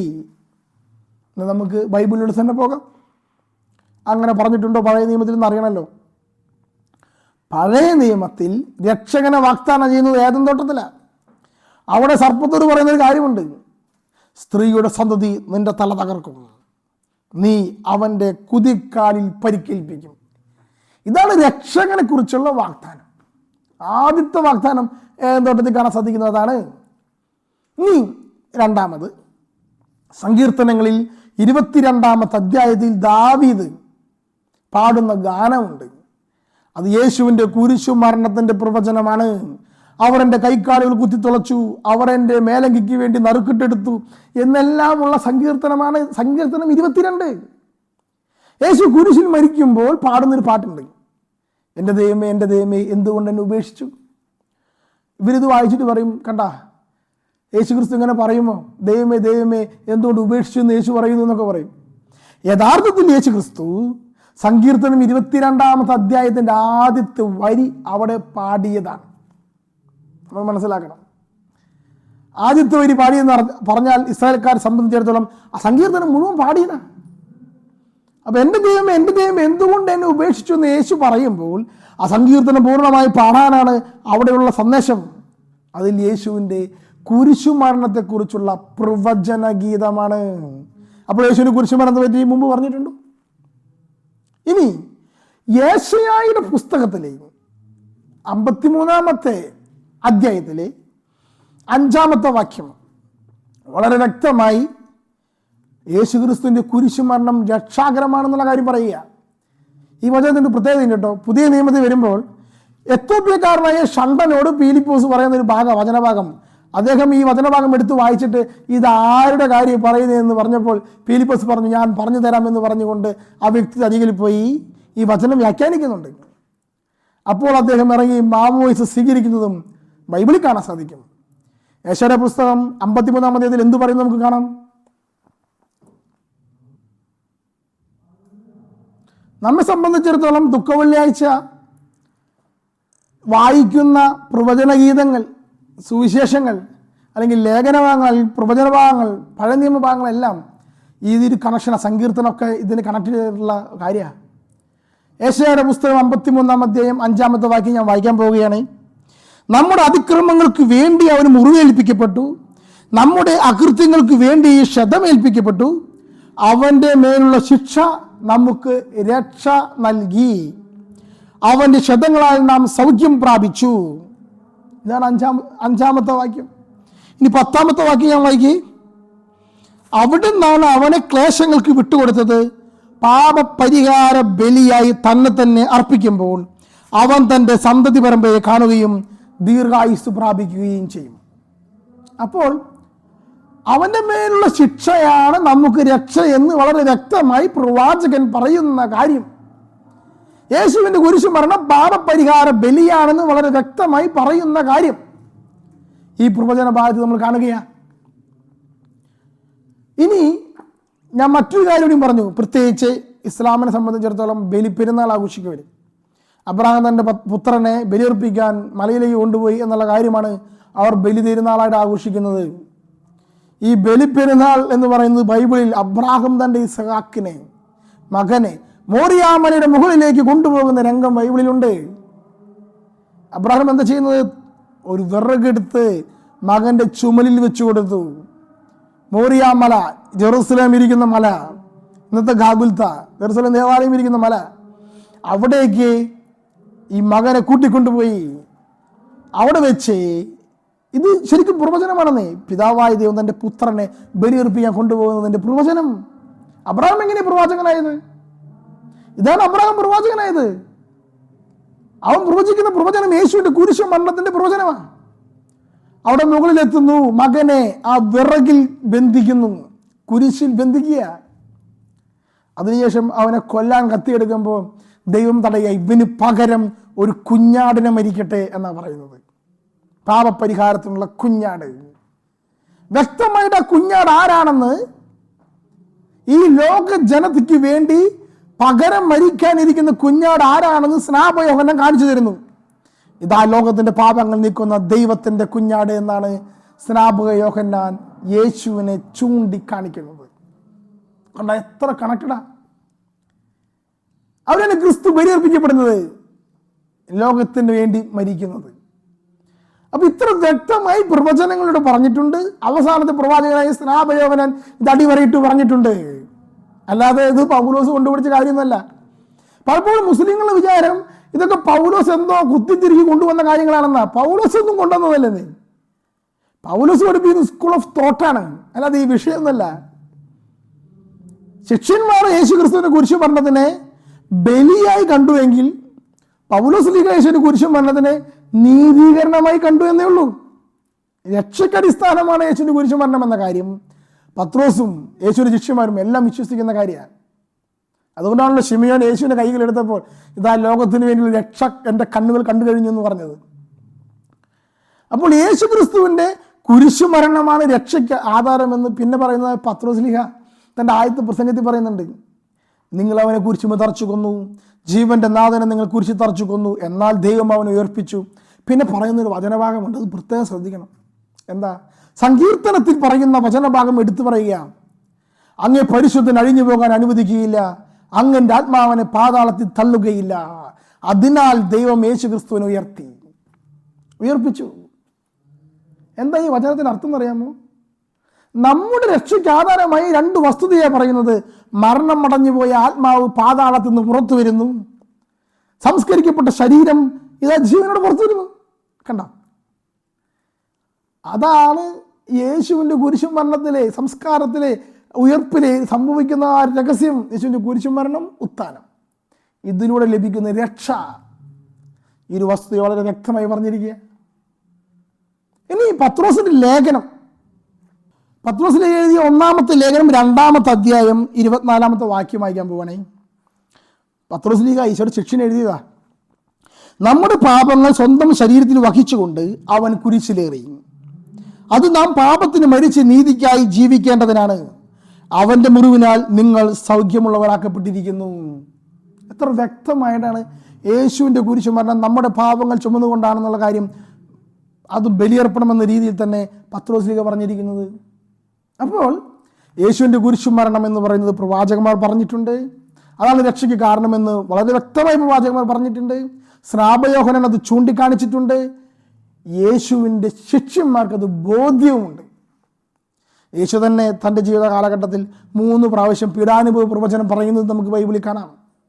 അപ്പോൾ ഈ വസ്തുതകളെല്ലാം തന്നെ എൻ്റെ വിഷയാവതരണത്തിലും ഖണ്ഡനത്തിൻ്റെ മറുപടിയിലും പിന്നീട് ചോദ്യം ചോദിക്കുമ്പോഴും ഞാൻ പറഞ്ഞു.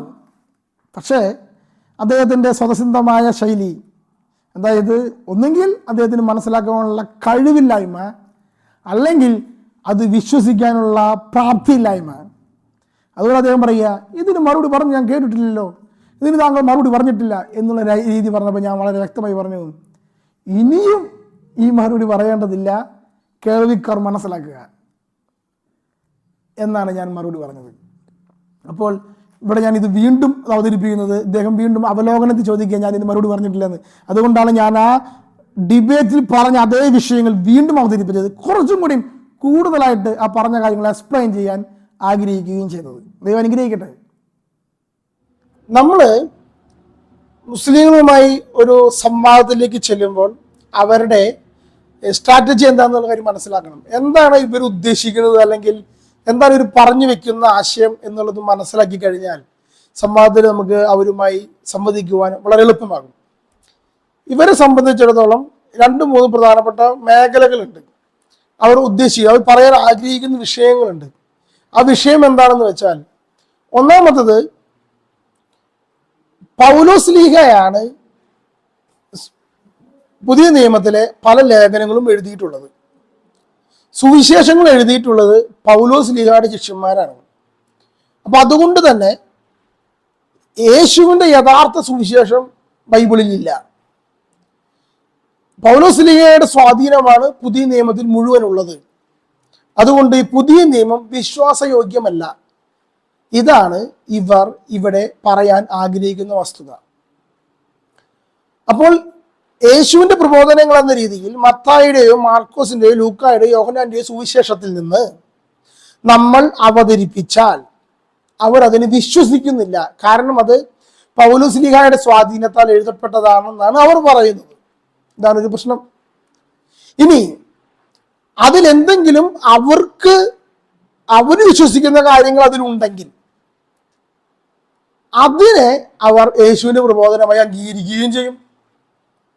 അതായത് ഒരു പുസ്തകത്തിനെ പൂർണ്ണമായി വിശ്വസിക്കാതെ ആ പുസ്തകത്തിൽ അവർക്ക് ഇഷ്ടമുള്ളത് മാത്രം വിശ്വസിക്കുന്ന ഒരു ഏർപ്പാട്. തന്നെ നമ്മൾ പറയുന്നത് അറിയാമോ? ചെരുപ്പിനനുസരിച്ച് കാല് ശരിയാക്കുക. കാലിനനുസരിച്ചല്ലേ നമ്മൾ ചെരുപ്പ് റെഡിയാക്കേണ്ടത്. ഇതങ്ങനെയല്ല. ആദ്യമേ ഇവരുടെ കയ്യിൽ ഒരു ചെരുപ്പുണ്ട്, ഇവരുടെ ആശയം. അതിനു വേണ്ടി ബൈബിൾ തുറന്നിട്ട് അവരുടെ ആശയങ്ങൾ ഇതിലേക്ക് ശരിയാക്കി വെക്കുന്നു. ഇതാണ് ഇവർ ചെയ്യുന്ന ഏറ്റവും വലിയ മണ്ടത്തരം എന്ന് പറയുന്നത്.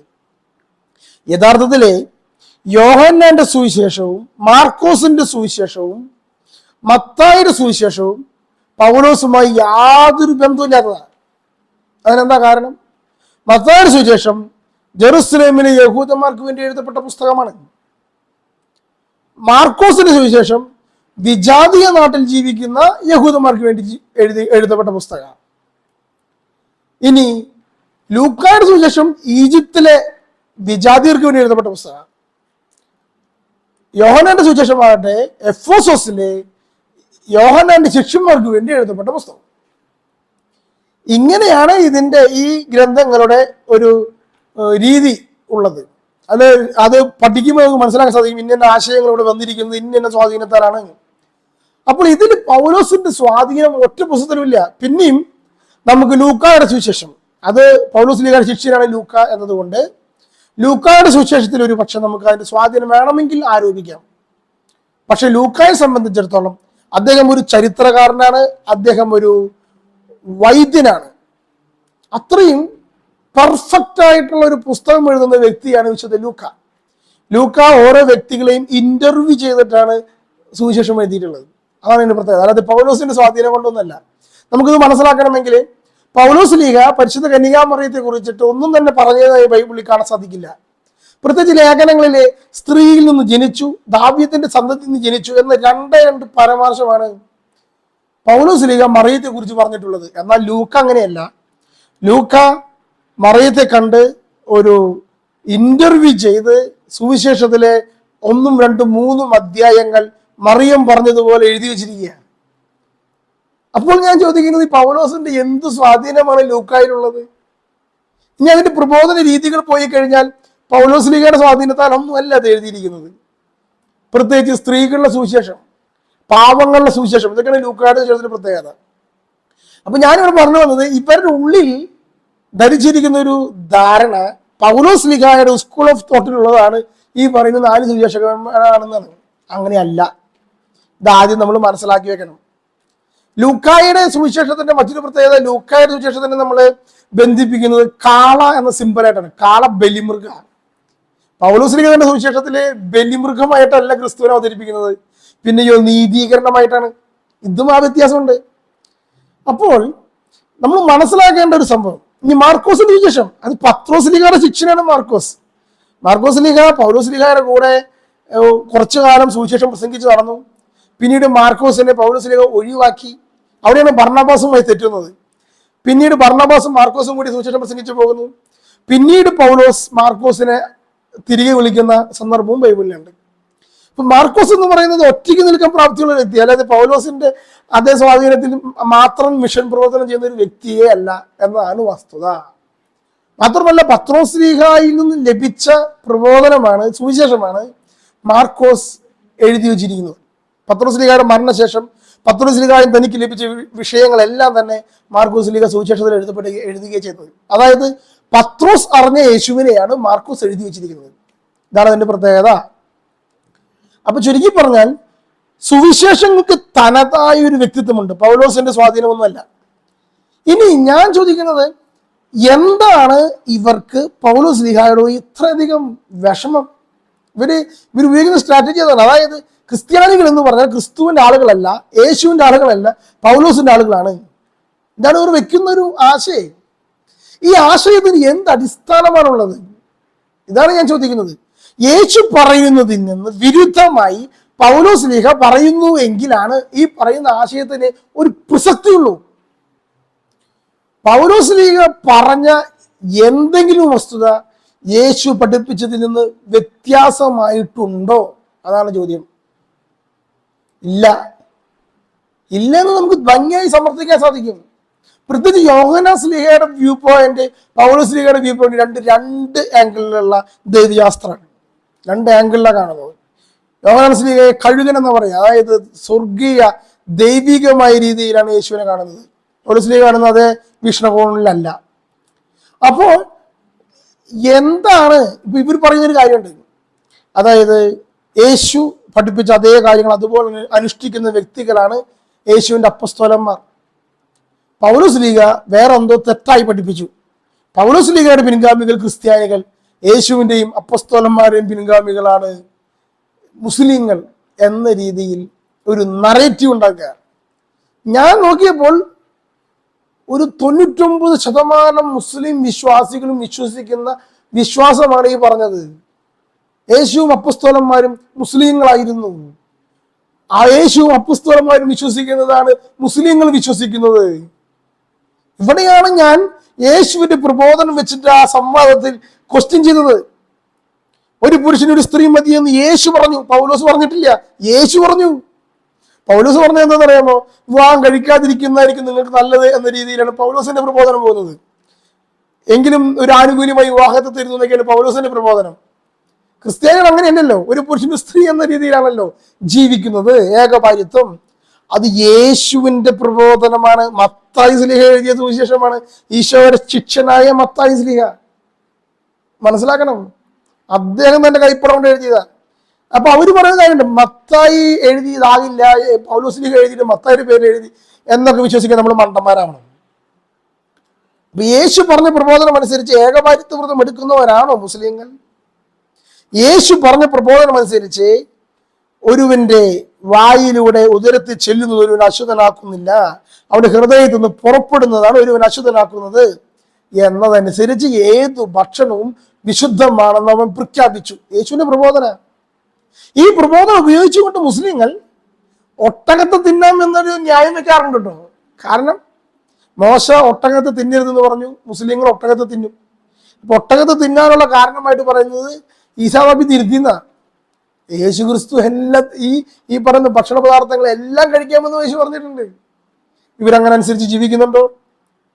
ഇവർക്ക് ചില ഭക്ഷണ പദാർത്ഥങ്ങൾ അല്ലെങ്കിൽ ഭക്ഷണ വസ്തുക്കൾ അത് ഹറാമാണ്.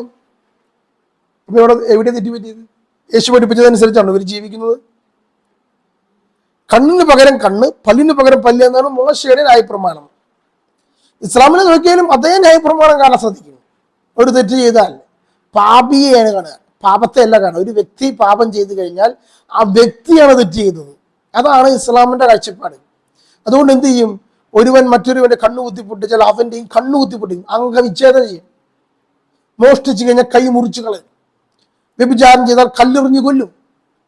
ഇതൊക്കെ ഒരു ന്യായപ്രമാണമായി ഇസ്ലാമിൽ അനുഷ്ഠിക്കുന്ന വസ്തുതയാണ്. യേശുവിന്റെ പ്രമാണം അനുസരിച്ചിട്ട് ഇപ്രകാരമാണോ യേശു പഠിപ്പിച്ചത്? ഇതാണ് ചോദ്യം. ഇവർ മുസ്ലിങ്ങളാണ് യേശു എന്ന് പറയുമ്പോൾ, യേശു ഒരു മുസ്ലിമാണെന്ന് പറയുമ്പോൾ ഈ ചോദ്യത്തിന് ഉത്തരം കിട്ടണ്ടേ? പിടിക്കപ്പെട്ട വ്യഭിചാരിണി യേശുവിന്റെ മുമ്പിൽ നിർത്തി കല്ലെറിഞ്ഞ് കൊല്ലട്ടെ എന്ന് ചോദിച്ചപ്പോൾ ഈശോ എന്താ പറഞ്ഞത്? ഈശോ പറഞ്ഞു, നിങ്ങൾ ഈ പാവമില്ലാത്തവർ കല്ലെറിയട്ടെ എന്ന്. ഈ വചനം വെച്ചിട്ട് ഈ സുഹൃത്ത് പറയാണ്, യേശു മോശയുടെ ന്യായപ്രമാണം അനുസരിച്ച് കല്ലെറിഞ്ഞ് കൊല്ലാൻ പറഞ്ഞു എന്ന്. Praise the Lord. യേശു ആ പദം ഉപയോഗിച്ചപ്പോ കല്ലെറിഞ്ഞ് കൊല്ലാൻ പറഞ്ഞു. പക്ഷെ ആരാണ് കല്ലെറിയേണ്ടതെന്നും കൂടി പറഞ്ഞു. ആരാ കല്ലെറിയേണ്ടത്? പാപമില്ലാത്തവർ കല്ലെറിയണം. ആരെങ്കിലും ഉണ്ടോ ഈ കൂട്ടത്തിൽ? ഇതാണ് യേശുവിന്റെ ചോദ്യം. അപ്പോൾ യേശുവിനെ സംബന്ധിച്ചിടത്തോളം നിയമത്തിന് ഒരു പ്രത്യേക വീക്ഷണവുമുണ്ട്. എന്താണെന്നറിയാമോ? അതിനെ പറയാ സ്നേഹം. സ്നേഹത്തിനെതിരെ നിൽക്കുന്ന ഒരു നിയമവും യേശുവിന് മുമ്പിൽ വില പോകില്ല. അതാണ് പ്രത്യേകത. യേശു ആ കണ്ണിലൂടെയാണ് ഇതിനെ കാണുന്നത്, സ്നേഹം. അവിടെയാണ് ഞാൻ ആ സംവാദത്തിൽ സമറിയക്കാരന്റെ ഉപമ പറഞ്ഞത്. ആ ഉപമയനുസരിച്ച് ലേവായനും, യേശു പറഞ്ഞ കഥയാണത്, ലേവായനും പുരോഹിതനും അർദ്ധപ്രാണനായി കിടക്കുന്ന ഒരു വ്യക്തിയെ കണ്ടപ്പോൾ ആ വ്യക്തിയെ സ്പർശിച്ചാൽ ആ വ്യക്തി മരിച്ചു പോവുകയാണെങ്കിൽ ഇവരുടെ ന്യായപ്രമാണം അനുസരിച്ച് അവർ അശുദ്ധരായിത്തീരും. ഡെഡ് ബോഡിയെ തൊട്ട വ്യക്തിയാണ്, അശുദ്ധമാണ്, അവർ ദേവാലയത്തിൽ ശുശ്രൂഷ ചെയ്യാൻ പാടില്ല. ഈ ഒരു സാഹചര്യത്തിൽ അവർ എന്ത് ചെയ്യുകയാണ്? ആ വ്യക്തിയെ സ്പർശിക്കാതെ അശുദ്ധരാകാതെ ഇറങ്ങിപ്പോവുകയാണ്. ഇവിടെയാണ് സ്നേഹത്തിനെതിരെ നിൽക്കുന്ന ഒരു നിയമം നിൽക്കുന്നത്. ഈ ഒരു സംഭവത്തെ യേശു പറയുന്നത് എന്തിനാണെന്നറിയാമോ? എന്നിട്ട് സമറിയക്കാരൻ വരിക. സമറിയക്കാരൻ യഹൂദനല്ലാത്തൊരു വ്യക്തി, വിജാതിയൻ, ഇവരെ സംബന്ധിച്ചിടത്തോളം താഴ്ന്ന ജാതിക്കാരൻ. അവൻ വന്ന് ഈ വ്യക്തിയെ കൊണ്ടുപോയി സത്രത്തിലാക്കുകയും അതിന് വേണ്ട സാമ്പത്തിക ചെലവുകൾ വെക്കുകയും ചെയ്യുകയാണ്. എന്നിട്ട് യേശു ആ നിയമജ്ഞയോട് ചോദിക്കുന്നുണ്ട്, നിന്റെ നിയമം എങ്ങനെയുള്ള നിയമമാണെന്ന് നീ പറയുക, ആരാണ് ഇവന്റെ അയൽക്കാരൻ? അവിടെ രണ്ട് കാര്യങ്ങൾ ആ നിയമജ്ഞന്റെ ഉള്ളിൽ വന്ന് ഇടിക്കുകയാണ്. ഒന്ന്, നിയമം വേണോ സ്നേഹം വേണോ? നിയമം വേണോ സ്നേഹം വേണോ? സ്നേഹം ഉള്ളിടത്ത് നിയമത്തിന് പ്രസക്തിയില്ലാവുന്ന ചില രംഗങ്ങളുണ്ട്, ചില കാര്യങ്ങളുണ്ട്. അതാണ് ഇവിടെ കാണുന്നത്. നിയമം നോക്കി നടന്നപ്പോൾ സ്നേഹം പ്രകടിപ്പിക്കാനാകാതെ രണ്ടുപേർ, നിയമജ്ഞർ, പുരോഹിതന്മാരും ലേവായരും, അവർ ദേവാലയത്തിലേക്ക് പോയി. നിയമം നോക്കാത്തൊരു മനുഷ്യൻ, നിയമം അനുസരിക്കാത്തൊരു മനുഷ്യൻ, അവൻ സ്നേഹം കാണിച്ചുകൊണ്ട് ആ യഹൂദനെ കൊണ്ടുപോയി സത്രത്തിലാക്കി. ഇവിടെയാണ് നിയമവും സ്നേഹവും തമ്മിലുള്ള ഒരു ബലാബലം. നമുക്കറിയാലോ, നിയമം നടപ്പിലാക്കാൻ തുടങ്ങി ചിലപ്പോൾ സ്നേഹം നോക്കാൻ പറ്റിയെന്ന് വരില്ല. അപ്പൊ സ്നേഹം നോക്കിക്കൊണ്ടുള്ള നിയമം മതിയെന്ന്. ഇതാണ് യേശുവിന്റെ പ്രബോധനം.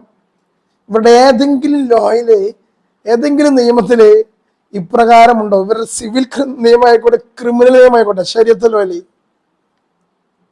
അവിടെയാണ് യേശു ചോദ്യം ചെയ്യണത്. പിന്നെ എങ്ങനെ യേശു മുസ്ലിമാണ്? നമ്മളിത് മനസ്സിലാക്കണം. പിന്നെ എങ്ങനെ യേശു മുസ്ലിം ആവുന്നു പറയുന്നത്? എന്താ, പൗലോസിന്റെ പ്രമാണം അനുസരിച്ച് ജീവിക്കുന്ന വ്യക്തിയായിരുന്നോ യേശു? യേശു മരിച്ചതിന് ശേഷമാണ് പൗലോസിലേക്ക് ക്രിസ്തു മതത്തിലേക്ക് വരുന്നത്. പക്ഷെ യേശുവിന്റെ പ്രബോധനങ്ങൾ മുഴുവൻ സ്നേഹത്തിൽ അധിഷ്ഠിതമായ നിയമമാണ്. അതാണ് നിയമത്തിന്റെ പൂർത്തീകരണം. നമുക്കിത് കാണാൻ സാധിക്കും. അപ്പോൾ യേശു ശത്രുക്കളെ സ്നേഹിക്കാൻ പറയുന്നു, നിങ്ങളെ ദ്രോഹിക്കുന്നതിന് വേണ്ടി പ്രാർത്ഥിക്കാൻ പറയുന്നു.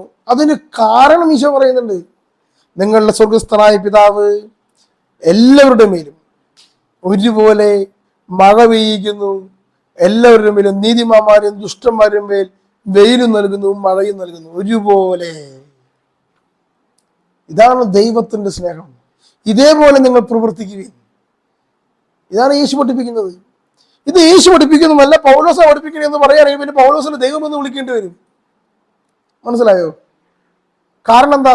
പെർഫെക്റ്റ് ലോയാണ് പറഞ്ഞിരിക്കുന്നത്, യഥാർത്ഥ നിയമം പറഞ്ഞിരിക്കുന്നത്, യഥാർത്ഥ സ്നേഹത്തിന്റെ കാഴ്ചപ്പാട പറഞ്ഞിരിക്കുന്നത്. അല്ലാതെ എനിക്ക് നായന് ഇഷ്ടമല്ല അതുകൊണ്ട് നായൻ ആരും വളർത്താൻ പാടില്ല, എനിക്ക് പന്നിയിറച്ചി ഇഷ്ടമല്ല അതുകൊണ്ട് നിങ്ങൾ ആരും പന്നി തിന്നാൻ പാടില്ല, എനിക്ക് പല്ലിയെ കണ്ട ഇഷ്ടമല്ല, അതുകൊണ്ട് നിങ്ങളെല്ലാം പല്ലിയെ തല്ലിക്കൊല്ലണം. നിങ്ങൾ ഇരിക്കുമ്പോൾ, ഭക്ഷണം കഴിക്കുമ്പോൾ ഇങ്ങനെ ഇരിക്കണം, വെള്ളം കുടിക്കുമ്പോൾ ഇങ്ങനെ ചെയ്യണം, ബാത്റൂമിലേക്ക് പോകുമ്പോൾ അങ്ങനെ ഇരിക്കണം. ഇങ്ങനെയുള്ള നിയമങ്ങളൊന്നും അല്ല യഥാർത്ഥ നിയമം, അൾട്ടിമേറ്റ് ട്രൂത്ത്, യഥാർത്ഥ സത്യം. അതിനാണ് ബൈബിളിൽ സത്യം എന്ന വാക്ക് ഉപയോഗിക്കുന്നത്. സത്യം നിയമത്തിന്റെ യഥാർത്ഥമായ മൂലരൂപമാണ് സത്യം. അത് പറഞ്ഞു കഴിഞ്ഞാൽ അതിനപ്പുറത്തേക്ക് പറയാൻ ഒരാൾക്കും പറ്റില്ല. അതുകൊണ്ട് യേശു പറയുന്നത് സത്യമാണ് ഞാൻ, വഴിയും സത്യവും ജീവനും ഞാനാകുന്നു. യേശു പറയുക, അവൻ പറയുന്നു സത്യം, അവൻ തന്നെ സത്യം. അതുകൊണ്ടാണ് പീലാത്തോസ് യേശുവിനോട് ചോദിച്ചത്, എന്താണ് സത്യം? യേശുവിന്റെ മുഖത്ത് നോക്കിയിട്ട് എന്താണ് സത്യം എന്ന് ചോദിക്കുന്ന പീലാത്തോസ് ആ നിമിഷം തന്നെ ഉത്തരത്തിന് വേണ്ടി കാത്തു നിൽക്കുന്നില്ല. കാരണം അവന്റെ മുഖത്ത് നിന്ന് പ്രകാശിക്കുന്നത് സത്യമായിരുന്നു. അവനാണ് സത്യം. സത്യത്തിന്റെ മുഖത്ത് നോക്കി എന്താണ് സത്യം എന്ന് ചോദിച്ച പീലാത്തോസിന് പിന്നെ മറുപടി ആവശ്യമില്ലായിരുന്നില്ല. ഈശോയുടെ പ്രബോധനങ്ങൾ ഇങ്ങനെ വരിയിട്ട് നിന്ന് കഴിഞ്ഞാൽ മുഴുവൻ സത്യങ്ങളാണ്, അൾട്ടിമേറ്റ് ട്രൂത്ത്. അതായത് പൗലോസ് പറഞ്ഞത് കൊണ്ടല്ല ഈ നിയമങ്ങൾ സത്യമായിരിക്കുന്നത്. ഇത് മനസ്സിലാക്കണം. യേശു പറഞ്ഞത് കൊണ്ടല്ല യേശുവിന്റെ പ്രമാണങ്ങൾ സത്യമായിരിക്കുന്നത്. പിന്നെയോ അത് നമ്മുടെ ഹൃദയ ഫലകങ്ങളിലുള്ള അൾട്ടിമേറ്റ് ട്രൂത്ത് ആണ്, യഥാർത്ഥ സത്യമാണ്. അത് ഒരു മനുഷ്യനെ ദൈവം രൂപപ്പെടുത്തുമ്പോൾ അവന്റെ ഹൃദയത്തിൽ എഴുതി വെച്ച സത്യമാണ്. ആ സത്യത്തിന് മീതെ ലോകത്തിൻ്റെതായ തിന്മകൾ നിറഞ്ഞപ്പോൾ ആ സത്യം കണ്ടുപിടിക്കാൻ വേണ്ടി ജനങ്ങൾ മഹാന്മാരെ, പ്രവാചകന്മാരെയൊക്കെ അന്വേഷിക്കുകയാണ്. എന്നാൽ അവർക്കൊന്നും പറയാൻ പറ്റാത്തത് യഥാർത്ഥ സത്യം ഇന്നതാണെന്ന് യേശു വെളിപ്പെടുത്തി. അതാണ് യേശു ചെയ്യുന്നത്. അതല്ലാതെ യേശു പറഞ്ഞത് കൊണ്ട് അതൊരു നിയമമാവില്ല. നിങ്ങൾ ശ്രദ്ധിക്കണേ, ഇത് ശ്രദ്ധിക്കണേ. നിയമം എന്താണെന്നാ പറയുന്നത്? യേശു പറഞ്ഞത് കൊണ്ടല്ല നിയമം ഉണ്ടായത്. ഇത് മനസ്സിലാക്കണം. പിന്നെയോ എൻ്റെ ഹൃദയ ഫലകങ്ങളിലുള്ള ആ നിയമത്തെ യേശു ചൂണ്ടിക്കാണിച്ച് തരികയാണ് ചെയ്തത്. ഇതുപോലെ പറയുവാനായിട്ട് ഇസ്ലാമിൽ സാധിക്കുന്നുണ്ടോ? ഹംസയ്ക്ക് സാധിച്ചോ? ഹംസ നിയമത്തിന്റെ പറ്റി വാതോരാതെ സംസാരിച്ചെങ്കിലും ഒരിക്കൽ പോലും ഇന്ന നിയമം ഇന്നതുകൊണ്ട് ശരിയാണെന്ന് പറയാൻ സാധിച്ചില്ല. അത് ഞാൻ അദ്ദേഹത്തിന് മനസ്സിലാക്കുന്നതിന് വേണ്ടി ഞാൻ ഒരൊറ്റ ചോദ്യം ചോദിച്ചുള്ളൂ. ആ ചോദ്യത്തിൽ തന്നെ ആൾ ഫ്ലാറ്റായി. ഒറ്റ ചോദ്യം. സംവാദത്തിൽ 3 ചോദ്യം 3 ഉപചോദ്യം ചോദിക്കാന്നുണ്ടെങ്കിലും ഞാൻ ഒരു ചോദ്യം ഒരു ഉപചോദ്യം ചോദിച്ചുള്ളൂ. അതിൽ തന്നെ അത് ഫ്ലാറ്റായി. എനിക്കത് മതിയായിരുന്നു ഉത്തരം. എനിക്ക് വേറെ രണ്ടാമതൊരു ചോദ്യത്തിന്റെ ആവശ്യം തന്നെ ഉണ്ടായില്ല. ഞാൻ ചോദിച്ച ചോദ്യമായിരുന്നു, പരിച്ഛേദനം ചെയ്യണമെന്ന് ബൈബിൾ അടിസ്ഥാനമാക്കി മോശയ്ക്ക് ഒരു നിയമം കൊടുത്തിട്ടുണ്ട്. അതിന് ദൈവത്തിന്റെ മുമ്പിൽ ന്യായവും കാരണവും ഉണ്ട്. കാരണം അടിമകളെ പോലെ ദൈവത്തെ അനുസരിക്കണമെന്ന് തന്നെയാണ് പറയുന്നത്. ഇസ്ലാമിൽ പരിച്ഛേദനം ചെയ്യുന്നതിന് എന്തെങ്കിലും വ്യക്തമായ ദൈവിക കാരണം, സയൻസ് ഒന്നും പറയണ്ട, അതിൽ പറഞ്ഞിരിക്കുന്ന കാരണം ഉണ്ടോ എന്ന ചോദ്യത്തിന് ഹംസ പറഞ്ഞ മറുപടി വളരെ വ്യക്തമായിരുന്നു. ദൈവം തന്നു, അതുകൊണ്ട് അനുസരിക്കുക. വേറെ അങ്ങോട്ടുള്ള ചോദ്യമോ ന്യായമോ ചോദിക്കേണ്ട ആവശ്യമില്ല. കഴിഞ്ഞില്ലേ? ഒരു ന്യായപ്രമാണത്തിന്റെ ഏറ്റവും ദുർബലമായ സമയമല്ലേ അത് പറഞ്ഞത്. പിന്നെ അദ്ദേഹം ഉരുണ്ട് കളിക്കാൻ തുടങ്ങി. ദൈവം പറഞ്ഞ് അനുസരിക്കണ്ടേ? എന്ത് ദൈവം? ഞാൻ പറഞ്ഞു മോശയ്ക്ക്, പിന്നെ മോശയെ കുറ്റപ്പെടുത്തണേ. അതുവരെ ഈ ന്യായപ്രമാണത്തിന് മോശേനെ മുമ്പിൽ നിർത്തി മുഹമ്മദിനെ വെളുപ്പിക്കുകയായിരുന്നു ഇവർ ചെയ്തിരുന്നത്. അപ്പൊ ഞാൻ എന്തെങ്കിലും മുഹമ്മദിനെതിരെ പറഞ്ഞാൽ അത് മോശയ്ക്കെതിരെ പറഞ്ഞതുപോലെയാക്കും. എങ്കിൽ മാത്രമേ അവർക്ക് നിലനിൽപ്പുള്ളൂ. അപ്പൊ എന്നെ സംബന്ധിച്ചിടത്തോളം എനിക്ക് മോശയെ വെളുപ്പിച്ചുകൊണ്ട് വേണം മുഹമ്മദിനെ താഴ്ത്തി കെട്ടാന്നുള്ളതാണ് അവരുടെ സിറ്റുവേഷൻ. അപ്പൊ ഞാൻ എന്തെങ്കിലും ഈ വിഷയം പറഞ്ഞാൽ ഉടനെ എന്ത് പറയും? ദൈവം പറഞ്ഞത്, മോശയോട് പറഞ്ഞത്, അബ്രാഹത്തോട് പറഞ്ഞത് അനുസരിക്കേണ്ടെന്നാണോ താങ്കൾ പറയുന്നത് എന്ന് ചോദിക്കും. ഇവിടെ വെളുപ്പിക്കുന്നത് ആരെയാണ്? അവരുടെ പ്രവാചകനെ. ഞാൻ പക്ഷെ ഇങ്ങനെ വ്യക്തമായി പറഞ്ഞു, ദൈവം മോശയ്ക്ക് ഈ പ്രമാണം കൊടുത്തതിന് കാരണമുണ്ട്. അടിമകളെ പോലെ ഇസ്രായേൽ ജനം ഈജിപ്തിനെ അനുസരിക്കുന്നതിനായി ചാപ്പ കുത്തിയതാണ്. കടുക്കിനിടുക, പച്ച കുത്തുക എന്ന് പറഞ്ഞൊരു സിസ്റ്റം, അവരുടെ നാട്ടിലുള്ള സിസ്റ്റം. അങ്ങനെ ദൈവം മോശയ്ക്ക് കൊടുത്ത നിയമമാണ് പരിച്ഛേദനം. നിങ്ങൾ ഇത് ചെയ്തതിന് ഇതുപോലെ എന്തെങ്കിലും കാരണമുണ്ടോ എന്ന് ചോദിച്ചപ്പോൾ അവർക്ക് മറുപടി ഇല്ല. അവർ പറയുന്നത് ദൈവം തരുന്നു, അത് അനുഷ്ഠിക്കുന്നു. ഇത് ദൈവിക നിയമമാണോ? ഇതാണ് ഞാൻ പറഞ്ഞത്. ഭരണാധികാരികൾ അവർക്ക് വേണ്ടി ഉണ്ടാക്കിയ നിയമങ്ങളെ ദൈവത്തിന്റെ നിയമമായി അവതരിപ്പിക്കുക മാത്രമേ ചെയ്തുള്ളൂ. അതാണ് അതിന്റെ കാരണം. അതുകൊണ്ടാണ് യേശുവിന്റെ ശിഷ്യന്മാർ പരിച്ഛേദനം വേണ്ട എന്ന് വളരെ വ്യക്തമായി ജെറുസലേം കൗൺസിൽ പറയുന്നത്. അപ്പോൾ നിയമം തന്നു അനുസരിക്കുക.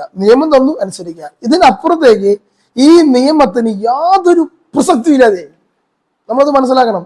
ഈ നിയമങ്ങൾക്ക് യാതൊരു പ്രസക്തിയുമില്ല. ആധുനിക കാലഘട്ടത്തിൽ ഒരു പ്രസക്തിയുമില്ലാത്ത ദൈവിക നിയമം. അപ്പൊ ദൈവം 6-ാം നൂറ്റാണ്ടിലുള്ളവർക്ക് വേണ്ടിയുള്ള ദൈവമാണോ? ഇന്നുള്ളവർക്ക് ആ ദൈവം ബാധകമല്ലേ? ഇതാണ് ഞാൻ പറയുന്നത്. ദൈവം തന്നു അനുസരിക്കുന്നു എന്ന് പറയുമ്പോൾ അത് ദൈവിക നിയമമല്ല, അൾട്ടിമേറ്റ് ട്രൂത്ത് അല്ല എങ്കിൽ അത് ദൈവത്തിൻ്റെതല്ല. ദൈവമാണല്ലോ മനുഷ്യനെ ഉണ്ടാക്കിയത്. ഞാൻ ചോദിച്ച ചോദ്യമുണ്ട്, എൻ്റെ വിഷയാവധാനത്താണ് ഞാൻ ചോദിച്ചു. ഒരു ദൈവം എവിടെയോ ഉണ്ട്, ആ ദൈവം മനുഷ്യന്മാരെ സൃഷ്ടിച്ചു, എന്നിട്ട് ഇടയ്ക്കിടയ്ക്ക് പ്രവാചകന്മാരെങ്ങനെ വരിവരിയായി വിട്ടു, ഒരു പുസ്തകം കൊടുത്തയച്ചു, എന്നിട്ട് ജനങ്ങളോട് പറയാണ്, നിങ്ങൾ ഈ പ്രവാചകന്മാർ പറഞ്ഞത് കേട്ടോളണം, ഈ പുസ്തകം അനുസരിച്ചോളണം, എന്നെ മാത്രം ആരാധിക്കണം, ഈ പുസ്തകത്തിനനുസരിച്ച് അതേപോലെ ജീവിക്കണം, പ്രവാചകന്മാർ എങ്ങനെ ജീവിച്ചു അതുപോലെ ജീവിക്കണം, എങ്കിൽ നിങ്ങൾക്ക് സ്വർഗം കിട്ടും. ഇതെന്താ ദൈവം? ഇങ്ങനെ ഒരു ദൈവം? അദ്ദേഹം ചോദിക്കുന്ന ഒരു ചോദ്യമുണ്ട്, യേശുവിന്റെ കുരിശുമരണമാണ് രക്ഷയ്ക്ക് കാരണമെന്ന് വേറെ ഏതെങ്കിലും മതങ്ങൾ പറഞ്ഞിട്ടുണ്ടോ? എല്ലാ മതങ്ങളിലും ഇത് തന്നെയല്ലേ പറയുന്നത്? പുസ്തകം കൊടുക്കുന്നു, പ്രവാചകന്മാരെ അയക്കുന്നു, ഇത് തന്നെയല്ലേ പറഞ്ഞത് എന്ന്. ഇത് തന്നെയാണ് ഞാനും തിരിച്ചും ചോദിക്കുന്നത്.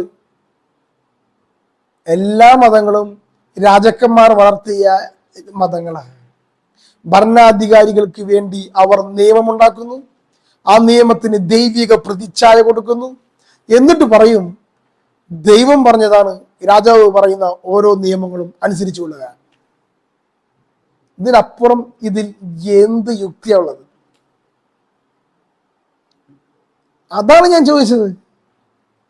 ജെറുസലേം കൗൺസിൽ കൂടിയപ്പോൾ ജെറുസലേം കൗൺസിലിൽ വളരെ വ്യക്തമായി, അതായത് പൗലോസ്ലീഹ വിജാതീയ നാട്ടിൽ ചെന്ന് സുവിശേഷം പ്രസംഗിച്ചപ്പോൾ യഹൂദ ക്രിസ്ത്യാനികൾ അവിടെ ചെന്നപ്പോൾ യഹൂദ നിയമങ്ങൾ അനുസരിക്കാത്ത ക്രിസ്ത്യാനികൾ, മോശയുടെ നിയമങ്ങളെ വള്ളിപുള്ളി തെറ്റാതെ ജീവിക്കുന്ന യഹൂദന്മാരായിരുന്നു ഉണ്ടായിരുന്നത്.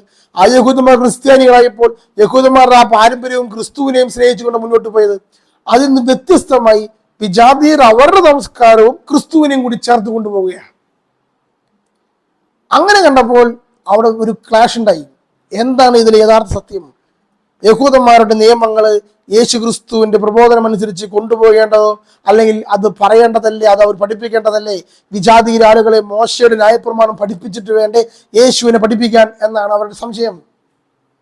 പൗലോസ്ലീഹ പറഞ്ഞു അതിന്റെ ആവശ്യമില്ലെന്ന്. അങ്ങനെ വിജാതീയ ക്രിസ്ത്യാനികളും യഹൂദ ക്രിസ്ത്യാനികളും തമ്മിലൊരു ഡിസ്കഷൻ നടക്കുക, ചൂടേറിയ വാഗ്വാദം.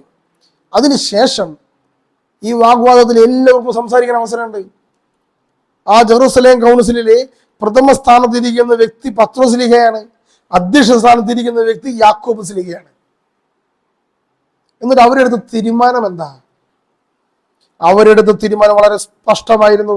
മോശയുടെ ന്യായപ്രമാണം ജനങ്ങളുടെ മേൽ, നമുക്ക് പോലും ചുമക്കാൻ സാധിക്കാത്ത ഈ ന്യായപ്രമാണം നമ്മൾ എന്തിനാണ് വിജാതീയരുടെ മേൽ അടിച്ചേൽപ്പിക്കുന്നത്? അതുകൊണ്ട് അത് അവരെ അടിച്ചേൽപ്പിക്കേണ്ടതില്ല. എങ്കിലും അവരുടെ ഇടയിൽ വസിക്കുന്ന യഹൂദന്മാരെ പ്രതി 4 കാര്യങ്ങളിൽ നിന്ന് നിങ്ങൾ ഒഴിഞ്ഞു നിൽക്കണമെന്ന് വിജാതീയരോട് പ്രത്യേകമായി പറയുന്നു. ഏതാണ് 4 കാര്യങ്ങൾ? വിഗ്രഹാർപ്പിത ഭക്ഷണം, വ്യഭിചാരം, കഴുത്ത് ഞെരിക്കപ്പെട്ടവ. ഇങ്ങനെയുള്ള 4 നിയമങ്ങളിൽ നിന്ന് അവരോട് പറയുകയാണ്, ഇത് നിങ്ങൾക്കിടയിൽ ജീവിക്കുന്ന യഹൂദന്മാരെ സംബന്ധിച്ചിടത്തോളം ഇടർച്ച ഉണ്ടാകും, അതുകൊണ്ട് കൂട്ടായ്മയിൽ പ്രശ്നമുണ്ടാകുന്നത് കൊണ്ട് ഇത് 4 കാര്യം മാത്രം നിങ്ങൾ ചെയ്യരുത്, ബാക്കി നിങ്ങളുടെ സംസ്കാരത്തിനനുസരിച്ച് ക്രിസ്തുവിനെ സ്വീകരിക്കുക എന്ന് തന്നെയാണ് പഠിപ്പിച്ചത്. അപ്പോൾ ഈ ഒരു വിഷയം എടുത്തുകൊണ്ട് ഇദ്ദേഹം പറയുന്നത് അന്ത്യോക്യയിലെ കൗൺസിൽ കൂടിയെന്ന്. ആദ്യം പൗലോസ്ലീഹയുടെ സ്ഥലമാണ് അന്ത്യോക്യ, അത് കാരണം കൊണ്ട് അന്ത്യോക്യയിലാണ് ഈ കൗൺസിൽ കൂടിയെന്ന്. ഞാൻ ഇപ്പോൾ തന്നെ പറഞ്ഞു, നല്ല തെറ്റി, ജെറുസലേമിലാണ് കൗൺസിൽ കൂടിയത്. അപ്പൊ എന്തുകൊണ്ടാണ് അവര് അന്ത്യോക്യയിൽ കൂടിയെന്ന് പറയാൻ കാരണം? അന്ത്യോക്യ വിജാതീയ നാടാണ്. അപ്പൊ അവിടെ വെച്ച് കൂടിയിട്ട് പൗലോസ്ലീഹയുടെ തീരുമാനം അങ്ങോട്ട് പാസ്സാക്കിയെടുത്തു എന്ന് സ്ഥാപിക്കാൻ വേണ്ടിയുള്ള ഒരു വിഫലമായ ശ്രമമാണ് നടത്തിയത്. നോക്കിയപ്പോൾ ജെറുസലേമിലായി സംഭവം നടക്കുന്നത്, എന്നിട്ട് അനുകൂലമായി വിധിച്ചിരിക്കുന്നത് വിജാതീയർക്ക് അനുകൂലം. കണ്ടോ ഡിഫറൻസ് മനസ്സിലായി. അപ്പൊ അദ്ദേഹം അന്ത്യോക്യയിൽ എന്ന് പറയുന്നതിന് കാരണതായിരുന്നു അന്ത്യോക്യയിൽ കൗൺസിൽ കൂടി ഇത്ര. ഇനി അന്ത്യോക്യയിലെ സഭ പൗലോസ്ലീഹയാണ് സ്ഥാപിച്ചതെന്നും അങ്ങനെയാണ് ക്രിസ്ത്യാനികൾ എന്ന പേര് അന്ത്യോക്യയിൽ ഉണ്ടായെന്ന് സ്ഥാപിച്ചു എന്നാണ് ഇവർ പറഞ്ഞു വെക്കുന്ന ഒരു ആശയം. അതിന്റെ പൊള്ളത്തരം എന്താണെന്നറിയാമോ? പൗലോസ്ലീഹ ക്രിസ്ത്യാനിയാകുന്നതിന് മുമ്പ് അന്ത്യോക്യയിൽ ഒരു സഭയുണ്ട്. അത് മനസ്സിലാക്കണേ. അന്ത്യോക്യയിൽ വെച്ച് ക്രിസ്ത്യാനികൾ എന്ന് വിളിക്കപ്പെടുന്നു എന്ന് പറയുമ്പോൾ പൗലോസ്ലീഹ ആ സമയത്ത് ക്രിസ്തുവിനെ അറിഞ്ഞു വരുന്നതേ ഉള്ളൂ. അതാണ് വ്യത്യാസം. കാരണം എന്താ അറിയാമോ? ചരിത്രത്തില് ഒരിക്കലും പൗലോസ്ലീഹ സ്ഥാപിച്ച സഭയാണ് അന്ത്യോക്യ എന്ന് പറഞ്ഞാൽ ജനസമ്മതിക്കില്ല. എന്തിന്? നമ്മുടെ നാട്ടിലുള്ള യാക്കോബായ അന്ത്യോക്യൻ പാരമ്പര്യത്തിലുള്ള യാക്കോബായ ഓർത്തഡോക്സ് സഭക്കാർ സമ്മതിക്കും പൗലോസ്ലീഹയുടെ സഭയാണ് അന്ത്യോക്യ എന്ന് പറഞ്ഞ? കാരണമുണ്ട്.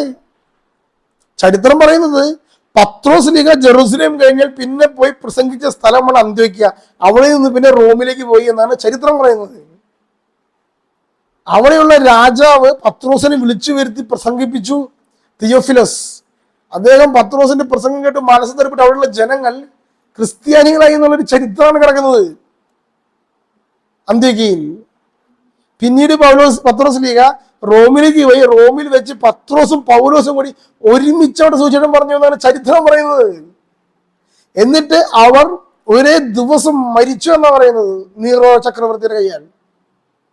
രക്തം കൊടുത്താ പൗലോസ്ലീഹ സാക്ഷ്യം നൽകിയത്.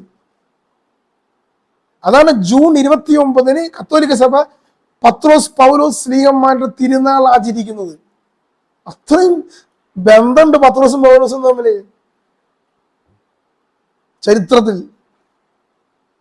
ഇതൊന്നും അറിയാതെ ബൈബിളിൽ ഒരു ഭാഗം വായിച്ചിട്ട് പത്രോസ് ഇങ്ങനെ പറഞ്ഞു പൗലോസ് അങ്ങനെ പറഞ്ഞു എന്ന് പറഞ്ഞിട്ട് എന്ത് അർത്ഥമുള്ളത്? ഗലാത്യ സഭയിലേക്ക് പോയപ്പോൾ പത്രോസ് യഹൂദന്മാരെ കണ്ടപ്പോൾ യഹൂദന്മാരെ കൂടെ ഇരുന്ന് ഭക്ഷണം കഴിച്ചു, വിജാതിരെ മാറ്റി നിർത്തി. ഇത് കണ്ടപ്പോൾ പൗലോസ് പത്രോസിലേക്കായി തിരുത്തി, നീ അങ്ങനെ ചെയ്യരുത്, എല്ലാവരും ഒരുപോലെയാണ് സഭയിൽ, ജാതി വ്യത്യാസമില്ല സഭയ്ക്ക്, യഹൂദനും യവനും ഒരുപോലെയാണ്, ജാതി പറയരുത് എന്ന രീതിയിൽ പൗലോസ് പത്രോസിനെ തിരുത്തി. ഇത് കാണിച്ചുകൊണ്ട് പറയാണ്, കണ്ടോ പൗലോസ് പത്രോസിനെ തിരുത്തി. പത്രോസും ശിഷ്യന്മാരും യേശു പറഞ്ഞ പോലെ ജീവിക്കുന്നവരായിരുന്നു, മോശയുടെ ന്യായപ്രമാണം അനുസരിച്ച് ഭക്ഷണം കഴിക്കുന്നവരായിരുന്നു. അപ്പോൾ പൗലോസ് അദ്ദേഹത്തെ തിരുത്തിയെന്ന്. എന്ത് യുക്തിയുള്ളത്! ഞാനതിനെ കൗണ്ടർ ചെയ്തു. അപ്പോസ്തലന്മാരുടെ പുസ്തകത്തിൽ 10-ാം അധ്യായത്തിൽ പത്രോസ്ലീഹയുടെ മുമ്പിലേക്ക് സ്വർഗത്തിൽ നിന്ന് ഒരു ഭക്ഷണത്തളിക ഇറക്കി വിട്ടു. അതിൽ ഇഴജന്തുക്കളും അശുദ്ധമായ ഭക്ഷണം ഉണ്ടായിരുന്നു. ദൈവം പത്രോസിന് പറഞ്ഞു, നീ ഇതെടുത്ത് ഭക്ഷിക്കുക. പത്രോസ് പറഞ്ഞു, നോ, ഞാൻ കഴിക്കില്ല, അശുദ്ധമായതാണ്, ഇത് ഞാൻ ഭക്ഷിക്കില്ല. അപ്പോൾ അത് മുകളിലോട്ട് പോയി. വീണ്ടും താഴ്ത്തിറങ്ങിയിട്ട് പറഞ്ഞു, ദൈവം പറയുന്നു നീ ഭക്ഷിക്കുക. വീണ്ടും പത്രോസ് ഇത് ആവർത്തിച്ചു. വീണ്ടും അത് മുകളിലോട്ട് പോയി. 3-ാം പ്രാവശ്യം ഇത് ചെയ്ത്. 3-ാം പ്രാവശ്യം പത്രോസ് ഇങ്ങനെ തന്നെ പറയുന്നത്, ഞാനിത് ഭക്ഷിക്കില്ല. അപ്പോൾ നീ ഇത് ഭക്ഷിക്കുക, ദൈവം വിശുദ്ധമാക്കിയത് നീ അശുദ്ധമെന്ന് പറയരുത്. അവൻ ഭക്ഷിച്ചില്ല, അത് എടുത്തുപോയി. ഈ ദർശനത്തിന്റെ അർത്ഥം എന്തെന്ന് അവൻ ചിന്തിച്ചുകൊണ്ടിരിക്കുമ്പോൾ കൊർന്നേലിയസിന്റെ ഭവനത്തിൽ നിന്ന് ആളെ വിട്ടിരിക്കുക, നീ ഞങ്ങൾക്ക് വിജാതിയർക്ക് സുവിശേഷം തരൂ എന്ന് പത്രോസിനോട്. അപ്പോഴാണ് പത്രോസിന് മനസ്സിലായത്, വിജാതിയർ എന്ന രീതിയിലാണ് ഇഴജന്തുക്കൾ ഒക്കെ നിൽക്കുന്നത്. യഹൂദന്മാരെ സംബന്ധിച്ചിടത്തോളം പന്നി എന്ന് പറഞ്ഞു കഴിഞ്ഞാൽ വിജാതിയനെ വിളിക്കുന്ന ഒരു സംഭവമാണ്. അപ്പൊ ഈ അശുദ്ധമായ ഭക്ഷണ സാധനം എന്ന് പറയുന്നത് യഹൂദന്മാരെ സംബന്ധിച്ചിടത്തോളം വിജാതീയ കൂട്ടം എന്ന അർത്ഥത്തിലാണ് പറയുന്നത്. ഇത് നീ ഭക്ഷിക്കുക എന്ന് പറയുമ്പോൾ വിജാതിയെ നീ സഭയിലേക്ക് സ്വീകരിക്കുക എന്നാണ് ഈ ദർശനത്തിന്റെ അർത്ഥമെന്ന് പത്രോസിന് വളരെ വ്യക്തമായി. പത്രോസ് അവരുടെ കൂടെ പോയി, ദർശനമനുസരിച്ച് അവരുടെ കൂടെ പോയി. ഇതിനോട് പറയുക, ദൈവത്തിന്റെ ദാനം നിങ്ങൾക്ക് ലഭിച്ചിരിക്കുന്നു, വിജാതിയരെ നിങ്ങൾക്ക് ലഭിച്ചിരിക്കുന്നു. അവർ പരിശുദ്ധാത്മാവിൽ നിറയാൻ ആരംഭിച്ചു, വിജാതിയർ. ഇതാണ് ഇതിന്റെ പശ്ചാത്തലം. ഈ ഒരു പശ്ചാത്തലം മനസ്സിലാക്കാതെ എൻ്റെ എതിർ സംവാദകൻ എന്നോട് സംവദിക്കുന്നത് എന്താണെന്ന് അറിയാമോ? അത് ഏറ്റവും രസകരമായ ഒരു കാര്യം. പത്രോസിന്റെ മുമ്പിലേക്ക് ഭക്ഷണത്തിലേക്ക് ഇറക്കി. അത് അശുദ്ധമായ ഭക്ഷണമായിരുന്നു. പത്രോസ് പറഞ്ഞു, ഞാൻ ഭക്ഷിക്കില്ല. അപ്പൊ ദൈവം പറഞ്ഞു, നീ ഭക്ഷിച്ചു കൊള്ളുക. അപ്പൊ പത്രോസ് പറഞ്ഞു, ഹേയ്, അശുദ്ധമായതൊന്നും ഞാൻ ഭക്ഷിക്കില്ല, ഞാൻ മോശയുടെ പ്രമാണം അനുസരിച്ച് ജീവിക്കുന്ന വ്യക്തിയാണ്, അതുകൊണ്ട് ഞാൻ ഭക്ഷിക്കില്ലെന്ന് പറഞ്ഞു. യേശുവിന്റെ ശിഷ്യനായ പത്രോസ് യേശു പഠിപ്പിച്ച പോലെ അശുദ്ധമായ ഭക്ഷണമൊന്നും കഴിക്കുന്നില്ല. നിങ്ങൾ അങ്ങനെയാണോ എന്നാണ് എതിർ സംവാദകൻ എന്നോട് ചോദിച്ചത്. ഇതിന് ഞാൻ എന്തും മറുപടി പറയും? ഒന്ന് ആലോചിച്ചു നോക്കൂ. ഞാൻ അപ്പോൾ ചിന്തിച്ചത് എന്താ പറയുമോ? ഇദ്ദേഹം എങ്ങാനും 10ാം ക്ലാസ് പാസ്സായി ഉണ്ടാവില്ലേ എന്ന് ഞാൻ ചിന്തിച്ചു പോയി. നമ്മൾ ഇങ്ങനെയാണ് ഒരു പുസ്തകം എടുത്ത് വായിച്ചു പഠിക്കുന്നത്. എന്താണോ ആ സന്ദേശത്തിൽ പറഞ്ഞിരിക്കുന്നതിന്റെ അർത്ഥം അതിന് ഘടകവിരുദ്ധമായി അത് വായിച്ച് വ്യാഖ്യാനിക്കണമെങ്കിൽ എങ്ങനെ സാധിക്കുന്നു? അതാണ് ഞാൻ ചിന്തിക്കുന്നത്. ദൈവം പറയുന്നു ഈ ഇഴജന്തുക്കളെ ഭക്ഷിച്ചൊള്ളുക, അത് വിശദീകരിച്ചതാണ് എന്ന് പറയുമ്പോൾ പത്രോസ് പറയാണ് യേശു പറഞ്ഞിട്ടുണ്ട് ഇത് ഭക്ഷിക്കരുത്, ഞാൻ ഭക്ഷിക്കില്ലെന്ന്. Praise the Lord. ചിന്തിച്ചു നോക്കൂ, ഇങ്ങനെയാണ് അവർ വ്യാഖ്യാനം കിടക്കുന്നത്. അപ്പൊ ഞാൻ നേരത്തെ പറഞ്ഞത് ചെരുപ്പിനനുസരിച്ച് കാല് മുറിച്ച് മാറ്റിക്കൊണ്ടിരിക്കുകയാണ്. എന്താണ് ആ അധ്യായത്തിന്റെ സന്ദേശം? എന്തുകൊണ്ടാണ് ഇഴജന്തുക്കളെ ഭക്ഷിക്കണമെന്ന് പറയുന്നത്? എന്തുകൊണ്ടാണ് ഭക്ഷണം അശുദ്ധമല്ലെന്ന് പറയുന്നത്? ആ ഒരു യുക്തി മനസ്സിലാക്കാതെ പത്രോസ് പറയാണ് ദൈവം പറഞ്ഞാലും യേശു പറഞ്ഞ അനുസരിക്കില്ല എന്ന രീതിയിലുള്ള ഇത്രയും തരം താഴ്ന്ന ഒരു മറുപടി ഞാൻ കേട്ട് അന്തം വിട്ടുപോയി. Praise the Lord. അതാണ് ബൈബിൾ ഉപയോഗിച്ച് ഇസ്ലാമിന് വേണ്ടി പുതിയതായി ക്രിയേറ്റ് ചെയ്തുകൊണ്ടിരിക്കുക. ഞാൻ ചിന്തിക്കുന്നത് ഇങ്ങനെയല്ലേ പല മുസ്ലിങ്ങളും ബൈബിളിനെ കാണുന്നത്? നമ്മളിത് മനസ്സിലാക്കണം. ഇവർക്കുള്ളിലേക്ക് എങ്ങനെ സുവിശേഷം എത്തും? ഇവർ യേശു ക്രിസ്തുവിനെ നേരെ പിടിച്ച് മുസ്ലിമാക്കിയിട്ട് ഇങ്ങനെയൊക്കെ വ്യാഖ്യാനിച്ചാൽ എന്തതിന് അർത്ഥം? Praise the Lord. മറ്റൊരു വിഷയത്തിലേക്ക് കടന്നു വന്നത് ഈ ജെറുസലേം കൗൺസിലിൽ ഇങ്ങനെയൊക്കെ തീരുമാനം കഴിഞ്ഞതിന് ശേഷം അപ്പോസ്തല പ്രവർത്തനം 21-ാമത്തെ അധ്യായത്തിൽ എത്തുമ്പോൾ ശ്രദ്ധിക്കണേ, അവിടുത്തെ രംഗം ഇതുപോലെ തന്നെയാണ്. ഇതേപോലത്തെ മറ്റൊരു ദോഷയുടെ എവിടെയും കാണുക. പൗലോസ് വിജാതീയ നാട്ടിൽ സുവിശേഷം പ്രസംഗിച്ച് തിരികെത്തി ജെറുസലേമിലെത്തി. ജെറുസലേമിൽ അവിടെയുള്ള സഭയ്ക്ക് അവരുടെ തന്നെ വിശേഷങ്ങളൊക്കെ പങ്കുവെച്ചു. യാക്കോബ് ശ്ലീഹയും അവിടെയുള്ള ആളുകളും ദൈവത്തെ സ്തുതിച്ചു. വിജാതിയർ യേശുവിനെ സ്വീകരിച്ചു എന്നറിഞ്ഞപ്പോൾ അവർ ദൈവത്തെ സ്തുതിച്ചു. അതിനുശേഷം അവർ പൗലോസിനോട് പറയുക, നീ ഇപ്പോൾ ഇവരുടെ അടുത്താണല്ലോ, യഹൂദന്മാരുടെ അടുത്ത് ജെറുസലേമിലാണല്ലോ, നിനക്ക് ഇവിടെ ശുശ്രൂഷ ചെയ്യണമെങ്കിൽ നീ വിജാതീയ നാടുകളിൽ പോയി യഹൂദ നിയമം പാലിക്കണ്ടെന്ന് പഠിപ്പിച്ചു എന്ന് പറഞ്ഞുകൊണ്ടുള്ള ഒരു കിംവദന്തി ഇവിടെ ഉണ്ട്. അതുകൊണ്ട് ഇതിനെ ഒന്ന് മാറ്റിയെടുക്കണം. ഇതിനെ മാറ്റിയെടുക്കാനായിട്ട് നിങ്ങൾക്ക് ജെറുസലേം ദേവാലയത്തിൽ പ്രവേശിക്കണമെങ്കിൽ ഈ ഒരു കിംവദന്തിയെ മാറ്റിയേ തീരൂ.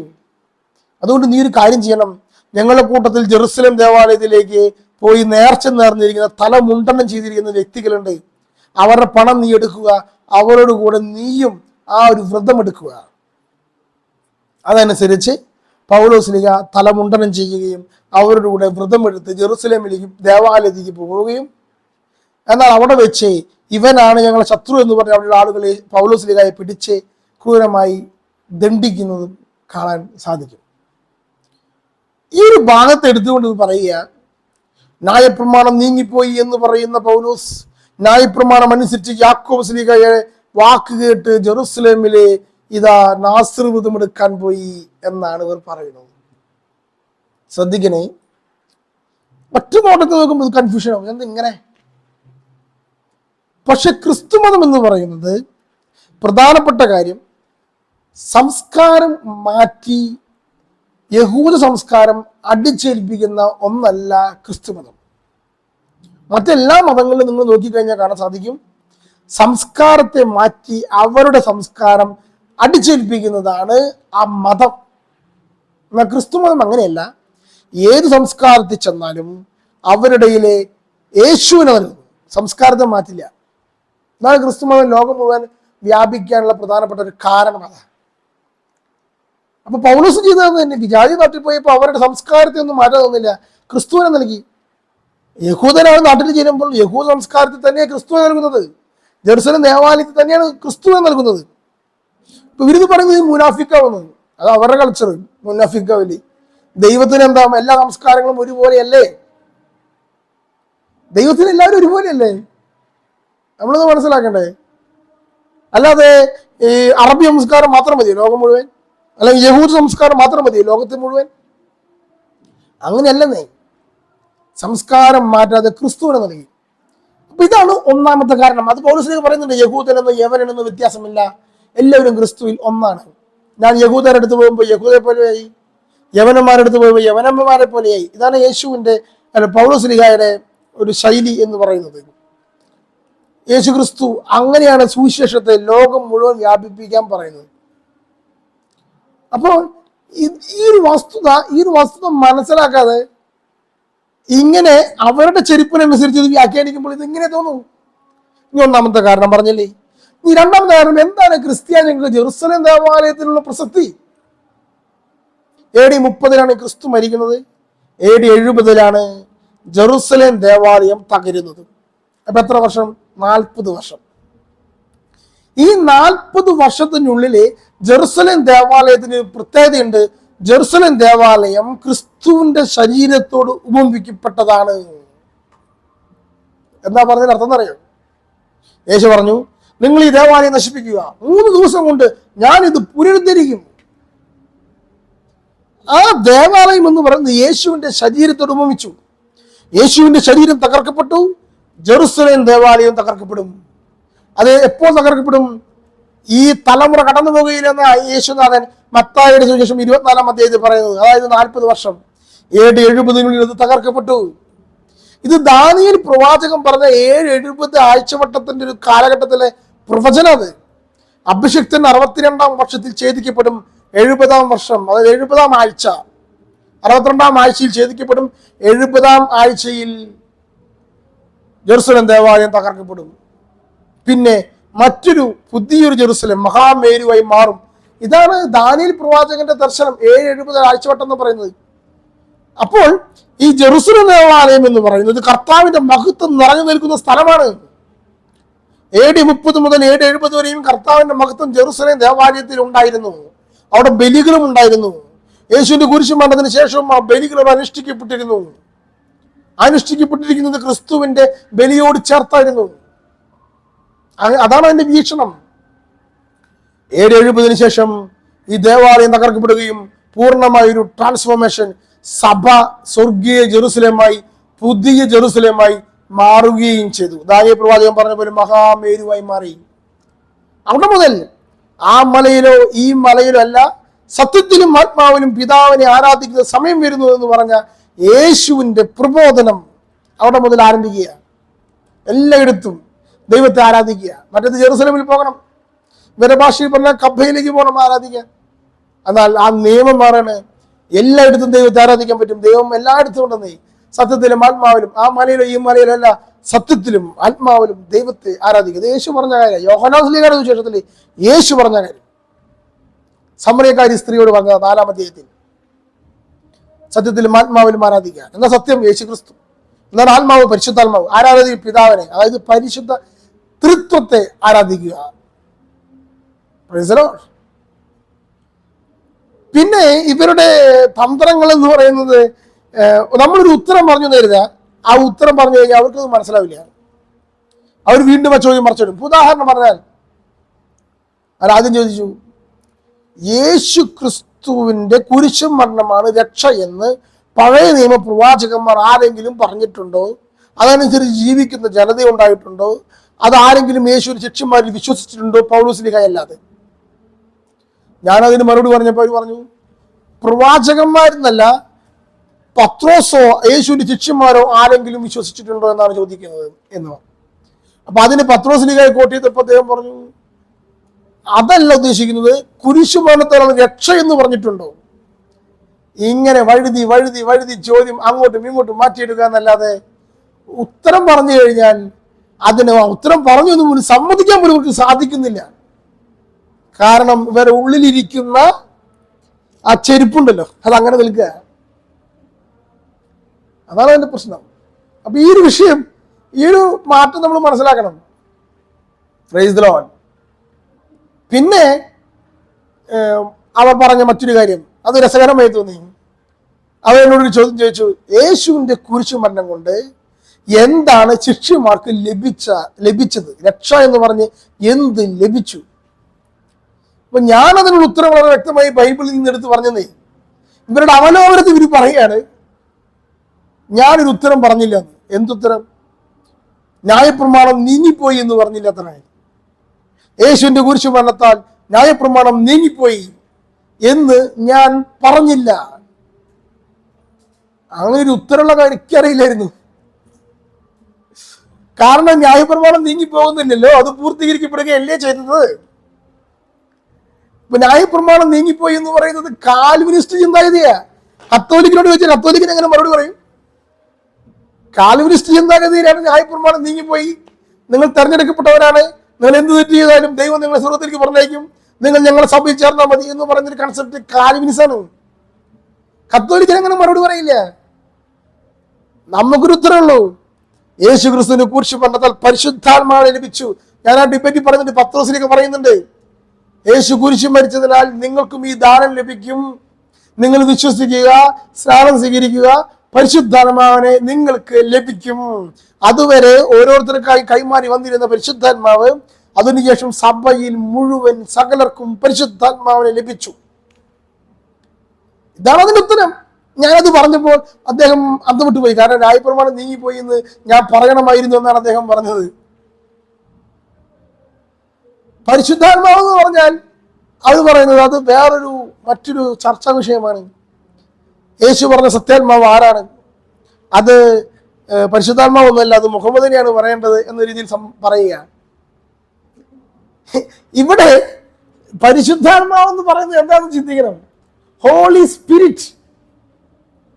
സ്പിരിറ്റ് എന്ന വാക്കിന്റെ അർത്ഥം അരൂപി, പരിശുദ്ധ അരൂപി. നമ്മൾ മലയാളത്തിലേക്ക് ട്രാൻസ്ലേറ്റ് ചെയ്യുമ്പോഴാണ് പരിശുദ്ധാത്മാവ്, മനുഷ്യാത്മാവ് എന്ന് പറഞ്ഞ പോലെ പരിശുദ്ധാത്മാവ് എന്നൊക്കെ വരുന്നത്. മനുഷ്യാത്മാവ് പോലെ ഒരു ആത്മാവൊന്നല്ല ഈ പരിശുദ്ധാത്മാവ്, അരൂപിയാണ്. മനുഷ്യാത്മാവ് അരൂപിയാണ്, ശരീരത്തിന് പുറത്താണ്. പുറത്തേക്ക് വരുമ്പോഴാണ് അരൂപിയുടെ രൂപത്തില് മനുഷ്യാത്മാവിനെ കാണാൻ സാധിക്കുക. ഇതുപോലെ മറ്റൊരു അരൂപിയാണ് ഹോളി സ്പിരിറ്റ് ആണ്. സ്പിരിറ്റും സോളും തമ്മിൽ വ്യത്യാസമുണ്ട്. എല്ലാ സോളും സ്പിരിറ്റ് ആണ്, പക്ഷെ എല്ലാ സ്പിരിറ്റും സോളല്ല. എന്താ പറഞ്ഞതിനർത്ഥം? അരൂപിയാണ് എല്ലാ മനുഷ്യരുടെയും ആത്മാവ്. എന്നാൽ അതുകൊണ്ട് എല്ലാ മനുഷ്യാത്മാവും എന്താണ് അരൂപികളാണ്.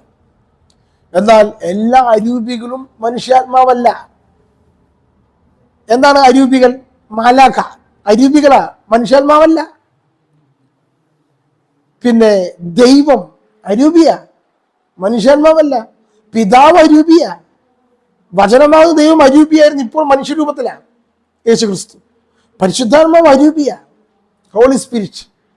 പക്ഷെ ഇതൊന്നും മനുഷ്യാത്മാവല്ല, ആത്മാവല്ല, സോളല്ല, സ്പിരിറ്റാണ്. മനുഷ്യന്റെ സ്പിരിറ്റിനെ പറയുന്ന പേര് സോൾ. മാലാഖയുടെ സ്പിരിറ്റിന് എന്ത് പറയും? മാലാഖ. ദൈവത്തിന്റെ സ്പിരിറ്റിന് എന്ത് പറയും? ദൈവം. മനസ്സിലായോ? അപ്പൊ ഹോളി സ്പിരിറ്റ് എന്ന് പറയുന്നത് 3 അരൂപികളിൽ ഒരു ദൈവം വസിക്കുന്നു. അതിൽ മൂന്നാമത്തെ അരൂപിയാണ് ഹോളി സ്പിരിറ്റ്. യേശു പറഞ്ഞത് ഹോളി സ്പിരിറ്റിനെ പറ്റിയാ. എന്താ? മുഹമ്മദ് അരൂപിയായി നടക്കുകയായിരുന്നു ലോകം മുഴുവൻ. അതുകൊണ്ടാണ് യേശു പറഞ്ഞത്, എന്നേക്കും നിങ്ങളുടെ കൂടെ ആയിരിക്കുവാൻ ഞാൻ ഒരു സഹായകനെ അയക്കും, യുഗാന്ത്യം വരെ അവൻ നിങ്ങളുടെ കൂടെ ഉണ്ടായിരിക്കും. ആര്? അത് മനുഷ്യാത്മാവാണ്, ഹോളി സ്പിരിറ്റ്. അത് നിങ്ങൾക്ക് കിട്ടുമെന്ന് തന്നെയാണ് പത്രോസ്ലീഹ തന്റെ പുസ്തകത്തിൽ പറയുന്നത്. അതുവരെ യേശുവിന്റെ ജീവിത കാലഘട്ടം വരെ, പെന്തക്കോസ്ത് വരെ ഒറ്റ വ്യക്തിയുടെ ഉള്ളിലും പരിശുദ്ധാത്മാവ് പൂർണ്ണമായും വസിച്ചിരുന്നില്ല. പ്രവാചകന്മാരിൽ പോലും മാറി മാറി മാറിയാ വസിച്ചിരുന്നത്. ഈ ഹോളി സ്പിരിറ്റ് ഉള്ളവനെയാ പ്രവാചകൻ എന്ന് പറയുന്നത്. അതുകൊണ്ടാണ് ബൈബിളിലെ പുതിയ നിയമത്തിൽ പ്രവാചികന്മാർ വരെയുണ്ട്. ഫിലിപ്പോസിന്റെ 4 പെൺകുട്ടികൾ പ്രവാചികന്മാരായിരുന്നു, അവർ പ്രവചിച്ചിരുന്നു. ഇവരുടെ ഏതെങ്കിലും പ്രവാചകന്മാരുടെ ലിസ്റ്റിൽ പെണ്ണുങ്ങളുണ്ടോ? ന്യായാധിപന്മാരുടെ പുസ്തകത്തിൽ ദെബോറ എന്ന സ്ത്രീയുണ്ട്, പ്രവാചികയ. യൂദിത്ത് എന്നൊരു സ്ത്രീയുണ്ട്, പ്രവാചികയ. മനസ്സിലാവുന്നുണ്ടോ? ബൈബിളിൽ അങ്ങനെയാ. ബൈബിളിൽ ഒരു നിലയിൽ പ്രവാചകന്മാരുണ്ട്. പ്രവാചകന്മാർ മാത്രല്ല, മറിയം പരിശുദ്ധാത്മാവ് നിറഞ്ഞവളാ. എലിസബത്ത് പരിശുദ്ധാത്മാവ് നിറഞ്ഞവളാ. Praise the Lord. അപ്പോൾ ഈ ഒരു കൺസെപ്റ്റ് ഇവർക്ക് ഇല്ലാത്തത് കൊണ്ടാണ് ഇവരിങ്ങനെ പരിശുദ്ധാത്മാവ് നിറഞ്ഞു എന്ന് പറഞ്ഞപ്പോൾ ഇവരാകാന്തം കൊണ്ടുപോയി. കത്തോലിക്ക വ്യൂ പോയിന്റ് അതാ, ന്യായപ്രമാണം നീങ്ങിപ്പോയി എന്നല്ല. അപ്പൊ എന്താണ് ഈ ന്യായപ്രമാണം നീങ്ങിപ്പോയി എന്ന് പറയുന്നതിന്റെ പൊരുള്? നമുക്കത് അറിയണമല്ലോ. എന്ത് ഈ ന്യായപ്രമാണം നീങ്ങിപ്പോയത്? അതായത് ബാലിശമായ നിയമങ്ങൾ നീങ്ങിപ്പോയി, പകരം അത് നിയമത്തിന്റെ സ്ഥാനത്ത് സ്നേഹം കടന്നു വന്നു. ബാലിശമായ നിയമങ്ങളുണ്ട്, കുറേയധികം ചിട്ടവട്ടങ്ങളുണ്ട്. അത് യേശു തന്നെ തിരുത്തുന്നുണ്ട്. ഉദാഹരണത്തിന് യേശു ശിഷ്യന്മാരും ഒരു ഗോതമ്പ് വയലിലൂടെ പോവുകയായിരുന്നു. ശിഷ്യന്മാർ ഗോതമ്പെടുത്ത് കയ്യിലിട്ടിട്ട് ഇങ്ങനെ ഒന്ന് ഉരച്ചിട്ട് വായിലിട്ട് കഴിച്ചു. ഇത് കണ്ടിട്ട് അവരുടെ ആളുകൾ പറഞ്ഞു, ഇന്ന് സാപത്താണ്, സാപത്ത് ദിവസം ഇവർ ഇതാ ഗോതമ്പെടുത്തു, ഇത് കൊയ്തു, കയ്യിലിട്ടിട്ട് അവർ ഒന്ന് മെതിച്ചു, പിന്നെ ഊതി പാറ്റി തിന്നു. 3 പണിയെടുത്തിരിക്കുന്നു സാപത്തിൽ, ഇവർ പാപികളാണ്. അപ്പോൾ യേശു പറയുന്ന കാര്യം തന്നെ, നിങ്ങൾ പാത്രങ്ങളുടെ പുറംഭാഗം വൃത്തിയാക്കുന്നു, അകം വൃത്തിയാക്കുന്നില്ല. നിയമങ്ങൾ എങ്ങനെ വെച്ചിരിക്കുക, ഉള്ളു ശുദ്ധല്ല. ഞാൻ യേശു പറയുന്നത്, ഇതിന്റെ അടിസ്ഥാനപരമായ പോയിന്റിലേക്ക് വരൂ. വിശന്നിരിക്കുന്നതിന് ഭക്ഷണം കിട്ടുകയാണോ വലുത്, അതോ ഇവിടെ കൊയ്തു പാറ്റി പിന്നെ മെതിച്ചു എന്നൊക്കെ പറയുന്ന കുറ്റം ആരോപിക്കുന്നതാണോ വലുത്? നിയമമാണോ നോക്കേണ്ടത്, സ്നേഹമാണോ നോക്കേണ്ടത്? ഇതാണ് മോശയുടെ പ്രമാണങ്ങളൊക്കെ രസകരമായി ഇങ്ങനെയുള്ള കുറെ നിയമാധിഷ്ഠിതമായ കാര്യമുണ്ട്. താൽമൂദിലുണ്ട് ഇതേപോലെയൊക്കെ. ഒരു സ്ത്രീ, ആ സ്ത്രീയിൽ ഭർത്താവ് സംശയം പ്രകടിപ്പിക്കാൻ, ഇവൾ പിഴച്ചു പോയിരിക്കുന്നു സംശയം പ്രകടിപ്പിക്കുകയാണെങ്കിൽ, കന്യകയല്ലെന്ന് ആണെങ്കിൽ, അങ്ങനെ ചിന്തിക്കുകയാണെങ്കിൽ ഉടനെ എന്ത് ചെയ്യണം എന്നറിയാമോ? പുരോഹിതന്റെ അടുത്തേക്ക് ചെല്ലണം. എന്നിട്ട് ഈ പുരുഷൻ പറയും, ഈ സ്ത്രീ വ്യഭിചാര കുറ്റം ചെയ്തിരിക്കുന്നു എന്ന് പ്രസ്താവിക്കും. അങ്ങനെ ചെയ്തു കഴിഞ്ഞാൽ പുരോഹിതൻ എന്ത് ചെയ്യുന്ന, ഒരു പാത്രത്തിൽ വെള്ളം കൊടുക്കും. വെള്ളം കുടിച്ചു കഴിഞ്ഞാൽ ആ സ്ത്രീ പാപം ചെയ്തിട്ടുള്ളതാണെങ്കിൽ വയറ് കീറി ഉദരം ഉള്ളിൽ പിളർന്നിട്ട് വയറുവേദന ചത്തു വീഴും. അവൾ പാപിയല്ലെങ്കിൽ അത് കുടിച്ച ഒരു കുഴപ്പമുണ്ടാവില്ല. ഇതാണ് ഒരു ന്യായപ്രമാണം. ഇതിലൊക്കെ എന്ത് യുക്തിയുള്ളത്? ഇത് വളരെ സിമ്പിൾ സൈക്കോളജിക്കൽ മൂവ്മെന്റ് ആണ്.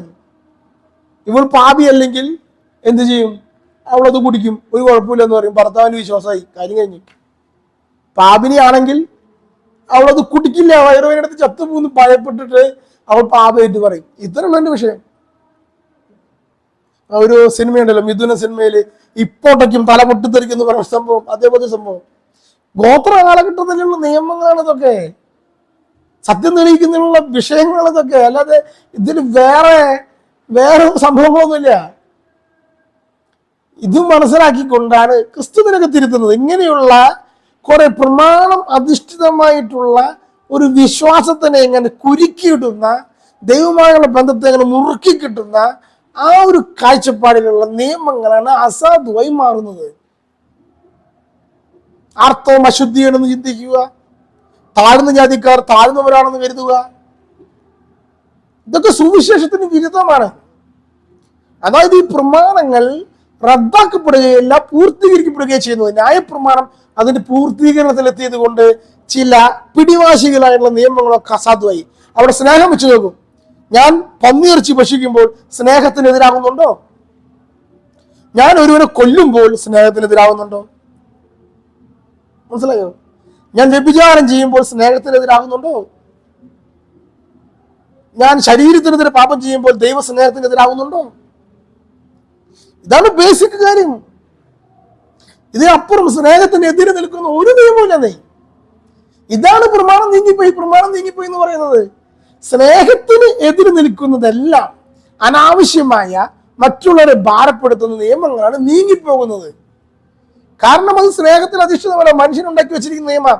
അതുകൊണ്ടാണ് ഞാൻ ഇപ്രകാരം പറഞ്ഞു ഡിബേറ്റില്, സീസറിനുള്ളത് സീസറിന്, ദൈവത്തിനുള്ളത് ദൈവത്തിന്. സീസറിന് വേണ്ടി ദൈവത്തെ കൂട്ടുപിടിച്ച് നിയമം ഉണ്ടാക്കണ്ട. അതാണ് അന്ന് വരെയും. ഇപ്പൊ മതേതരത്വം എന്ന് പറയുന്ന ഒരു കൺസെപ്റ്റ് വരുന്നത് ഈ 19ാം നൂറ്റാണ്ടിലാണ്. അതുവരെയും സീസറിനെ ഉപയോഗിച്ച്, മതം ഉപയോഗിച്ച് ഭരിക്കുക സീസർ, ഏത് ഭരണാധികാരി, യൂറോപ്പിലൊക്കെ പ്രത്യേകിച്ച്. അപ്പൊ യേശു പറഞ്ഞ പ്രബോധന സീസറിനുള്ളത് സീസറിന്, ദൈവത്തിനുള്ളത് ദൈവത്തിന്. അതിന്റെ പശ്ചാത്തലത്തിലാണ് മതേതരത്വം എന്ന് പറയുന്ന ഒരു ആശയം തന്നെ. മതം രാജ്യത്തിൽ ഇടപെടണ്ട, മതത്തിൽ രാജ്യവും ഇടപെടണ്ട. ദൈവത്തിന്റെ നിയമമാണ് മതം പറയുന്നത്, രാജ്യത്തിനത് അതിലേക്ക് വളരാൻ പറ്റുമെന്ന് നോക്കിക്കോളൂ. രാജാവ് വേറെ നിയമം ഉണ്ടാക്കിക്കോളൂ. ആ നിയമത്തിലേക്ക്, ദൈവിക നിയമത്തിലേക്ക് ജനത്തെ കൂട്ടിക്കൊണ്ടുവരാവുന്ന രീതിയിലുള്ള നിയമങ്ങൾ രാജ്യം ഉണ്ടാക്കൂ. ഇതാണ് പറയുന്നത്. അപ്പോഴാണ് എബ്രഹാം ലിങ്കൻ അടിമത്തം നിരോധിക്കണം. നോക്കൂ, ബൈബിളിന്റെ കൺസെപ്റ്റ് അനുസരിച്ച് അടിമത്തം പാടില്ലെന്നുള്ള ആശയം വരുന്നുണ്ട്. അടിമയും ഉടമയും ക്രിസ്തുവിൽ ഒന്നാണെന്നുള്ള ആശയം വരുന്നുണ്ട്. ബൈബിൾ എടുത്ത് ഉയർത്തിപ്പിടിച്ചുകൊണ്ടാണ് എബ്രഹാം ലിങ്കന്റെ നേതൃത്വത്തില് അടിമത്തത്തിനെതിരെ അവർ പ്രഖ്യാപനം നടത്തിയത്. അപ്പൊ ഒരു നിയമനിർമ്മാണം നടത്തിയത് ബൈബിൾ അനുസരിച്ചിട്ടാണെങ്കിൽ അടിമയുടമയും ഈക്വൽ എന്ന് പറയണം. പക്ഷെ അതിലേക്ക് വളരെ സമൂഹം റെഡി ആയിട്ടില്ല.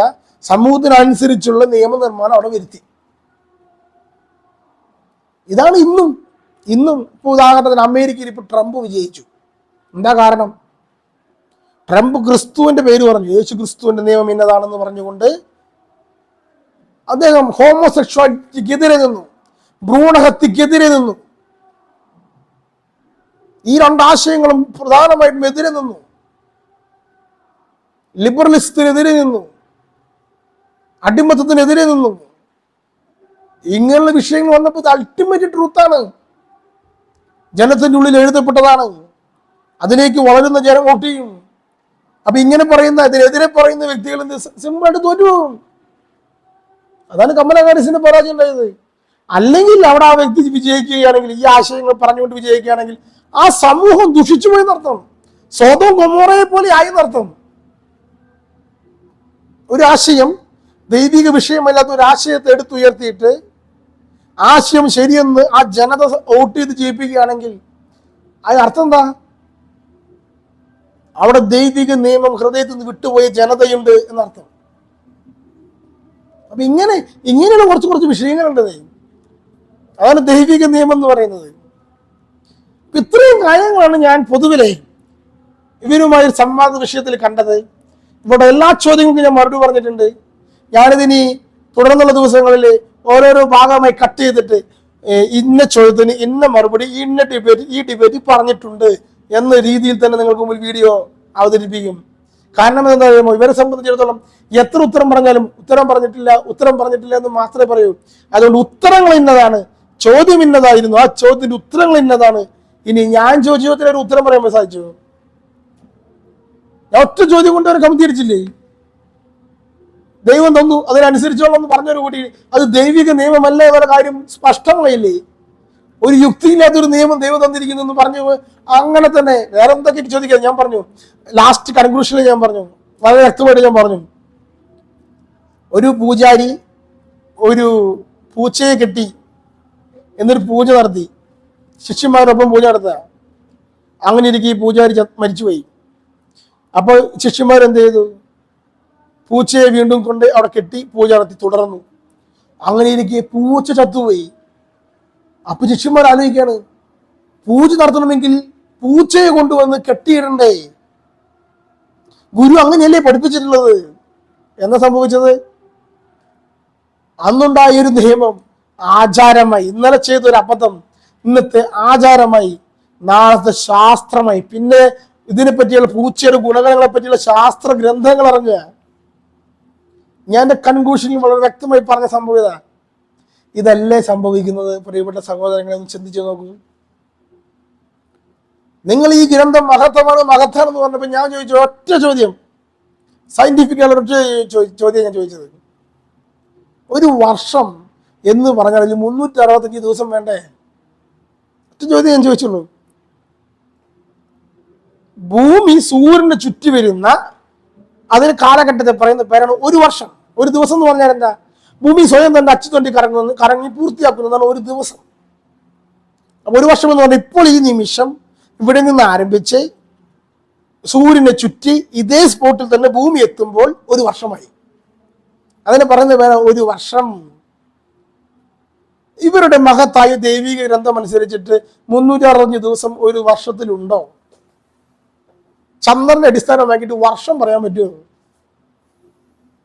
യുക്തിപൂർവ്വം ചിന്തിക്കുക. ചന്ദ്രനെ അടിസ്ഥാനമാക്കി ഭൂമി, ചന്ദ്രൻ 10 പ്രാവശ്യം വട്ടം കറങ്ങി കഴിഞ്ഞാൽ ഭൂമി സൂര്യനെ ഒരു വട്ടം ചുറ്റിയെത്തുന്നു പറയാതെ എന്ത് യുക്തിയുള്ളത്? അപ്പൊ അവർ ചോദിച്ചു, അതിനിപ്പോ എന്താ കുഴപ്പമെന്ന് ചോദിച്ചു എന്നോട്. ഞാൻ പറഞ്ഞു, നിങ്ങളൊരു കൃഷിക്കാരനാണെങ്കിൽ വിത്ത് വിതച്ച് നോക്കൂ, ഇത്ര മാസം കഴിഞ്ഞ് വിളവെടുക്കാമെന്ന് പറഞ്ഞു നോക്ക്, അപ്പൊ മനസ്സിലാവും. ഓരോ വർഷം കഴിയുന്ന ഒരു റംസാൻ ഓരോ മാസം പിന്നേക്ക് പോയിക്കൊണ്ടിരിക്കുന്നതിന്റെ കാരണം ഞാൻ പറഞ്ഞെടുത്തു. ഇനി സ്നേഹത്തിനെതിരായ 2 നിയമം ഞാൻ പറഞ്ഞെടുത്തു. ഒന്ന് അവയവദാനം. സ്നേഹത്തിനെതിരായ ഒരു നിയമമാണ്. മരണത്തിൽ ബ്രെയിൻ ഡെത്ത് സംഭവിച്ച വ്യക്തിയുടെ അവയവങ്ങൾ കണ്ണുപോലും വേറൊരു വ്യക്തിക്ക് ദാനം ചെയ്യാൻ സമ്മതിക്കുന്നില്ല. അത് പുഴു തിന്നു പോയാലും വേറൊരു വ്യക്തിക്ക് കൊടുക്കില്ല, വാങ്ങും, കൊടുക്കില്ല. എന്താ കൊടുക്കാത്തത്? സ്നേഹമില്ല. ആ നിയമത്തിൽ സ്നേഹമില്ല. ദത്തെടുക്കുന്ന അവകാശം. മക്കളില്ലാത്ത ദമ്പതികൾക്ക് അനാഥ കുഞ്ഞുങ്ങളെ ദത്തെടുക്കാനുള്ള, സ്നേഹം പ്രകടിപ്പിക്കാനുള്ള, സ്നേഹത്തെ വളർത്താനുള്ള അവകാശമില്ല. ഒന്ന് ആലോചിച്ച് നോക്കൂ. അതും റദ്ദ് ചെയ്തിരിക്കുക. അവിടെ സ്നേഹമുണ്ടോ? ആ നിയമത്തിൽ സ്നേഹമുണ്ടോ? ഇതാണ് ചോദ്യം. സ്നേഹത്തിനെതിരെ നിൽക്കുന്ന ഒരു നിയമത്തിനും പ്രസക്തിയില്ല, ദൈവികമല്ല. ദൈവം അനുഗ്രഹിക്കട്ടെ. രക്ഷ യേശുവിന്റെ കുരിശുമരണത്താലാണ്. ന്യായപ്രമാണത്തിന് അടിസ്ഥാനമാക്കിയുള്ള കർമ്മമനുഷ്ഠാനത്താലല്ല, കർമ്മം ചെയ്തിട്ടല്ല രക്ഷ എന്ന് ഞാൻ ഈ ഡിബേറ്റിലൂടെ പറയുന്നതിൽ വളരെ ചാരിതാർത്ഥ്യമുണ്ട്. ദൈവം സുവിശേഷം പറയാൻ നൽകിയ ഒരു അവസരം. മതാന്തര സംവാദങ്ങൾ ഇതുപോലെ ആയിരിക്കണമെന്നാണ് സഭയുടെ ഒരു കൺസെപ്റ്റ്. മറ്റുള്ളവരുടെ മതങ്ങളെ വേദനിപ്പിക്കാതെ തന്നെ നമ്മുടെ സുവിശേഷം, സത്യസുവിശേഷം പറയുവാൻ കിട്ടുന്ന അവസരമായിട്ട് തന്നെ ഞാൻ ഇതിന് ഉപയോഗിക്കുന്നത്. ഇനി ഇവർക്ക് ഇതുപോലെ തന്നെ ഇവർ പറഞ്ഞ ഒരു കാര്യമുണ്ട്, ദൈവം ഏകനാണോ തൃത്വമാണോ, മോണോത്തിസം വിയസ് ട്രിനിറ്റി, അല്ലെങ്കിൽ യേശു പ്രവാചകനാണോ ദൈവമാണോ. ഇങ്ങനെയുള്ള ഈ വിഷയങ്ങളിൽ ആരോഗ്യകരമായ ഒരു സംവാദം, അറിയാനുള്ള ആഗ്രഹത്താലുള്ള സംവാദം, അല്ലാതെ യുദ്ധം ചെയ്യാനല്ല. അതൊരു നല്ലൊരു, അതായത് മുസ്ലിം സഹോദരങ്ങളുടെ ക്രൈസ്തവ വിഷയങ്ങളിലുള്ള തെറ്റിദ്ധാരണ മാറ്റം നന്നായിരിക്കുമെന്ന് എനിക്ക് തോന്നി. ഈ ഡിബേറ്റിൽ തന്നെ എനിക്ക് മനസ്സിലായി ഇവരെങ്ങനെയാണ് ക്രിസ്ത്യാനികളെ കാണുന്നത്, ന്യായപ്രമാണം നീങ്ങിപ്പോയ വ്യക്തികളായിട്ടാണ് കാണുന്നത്, അല്ലെങ്കിൽ പൗലോസിന്റെ ആശയങ്ങൾ പിന്തുടരുന്ന യേശുവിനെ പറ്റി അറിയാത്ത ഏതാ നോക്കുമ്പോൾ ഇതുവരെ മനസ്സിലായിട്ടില്ല. പൗലോസ് യേശുവിന്റെ പ്രമാണത്തിനെതിരായി പറഞ്ഞത് എന്താണെന്ന് എനിക്ക് ഇപ്പോഴും മനസ്സിലായിട്ടില്ല. അവർ പറയുന്നത് മോശ പറഞ്ഞ പ്രമാണം അതുപോലെ അനുഷ്ഠിച്ച് ജീവിക്കുന്ന വ്യക്തിയാണ് യേശു. യേശു പറഞ്ഞ നിയമങ്ങളൊക്കെ പൗലോസ് പറഞ്ഞതാണെന്നാണ് ഇവർ അവതരിപ്പിക്കുന്നത്. അതുകൊണ്ട് ഞാൻ ചോദിച്ചിട്ടോ, എന്താണ് മോശയ്ക്ക് ഓൾറെഡി തോറയുള്ളപ്പോ പിന്നെ എന്തിനാണ് ഇഞ്ചിയിൽ കൊണ്ടുവരേണ്ട ആവശ്യം യേശു എന്ന് ഞാൻ ചോദിക്കുകയുണ്ടായി. അപ്പൊ ഇവർ അനുരഞ്ജന നിയമം എന്നാ നിയമങ്ങളൊന്നും പറഞ്ഞു തരിച്ചൊരു ഉപകാരമായി. അതനുസരിച്ച് ജീവിക്കണമെങ്കിൽ മുസ്ലിംസിന് ഇഞ്ചിയിൽ അനുസരിച്ച് ജീവിക്കണമെന്നൊരു നിയമമുണ്ടല്ലോ. ആ ഇഞ്ചിയില് വിശുദ്ധ ഗ്രന്ഥമാണല്ലോ. അതിൽ പറഞ്ഞിരിക്കുന്ന നിയമങ്ങളൊക്കെ നിങ്ങളൊന്ന് വെളിപ്പെടുത്തി തന്നാൽ വളരെ ഉപകാരമായി. യേശു പറഞ്ഞൊന്ന് കോട്ട് ചെയ്തിട്ട് പറയണം, അല്ലാതെ ഈ ന്യായപ്രമാണം എടുത്തിട്ട് യേശു പറഞ്ഞത് പറയരുത്. മീൻസ് നിങ്ങളുടെ ന്യായപ്രമാണം.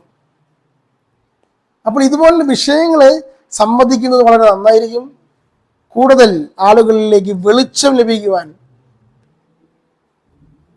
അപ്പോൾ ബൈബിൾ അടിസ്ഥാനമാക്കി തന്നെ വേണമെങ്കിൽ ഇനിയും ഇങ്ങനെയുള്ള സംവാദങ്ങൾ യഥാർത്ഥമായ രീതിയിൽ, സത്യം മനസ്സിലാക്കുന്ന രീതിയിൽ സംവാദങ്ങൾ ഞാൻ തയ്യാറാണ്.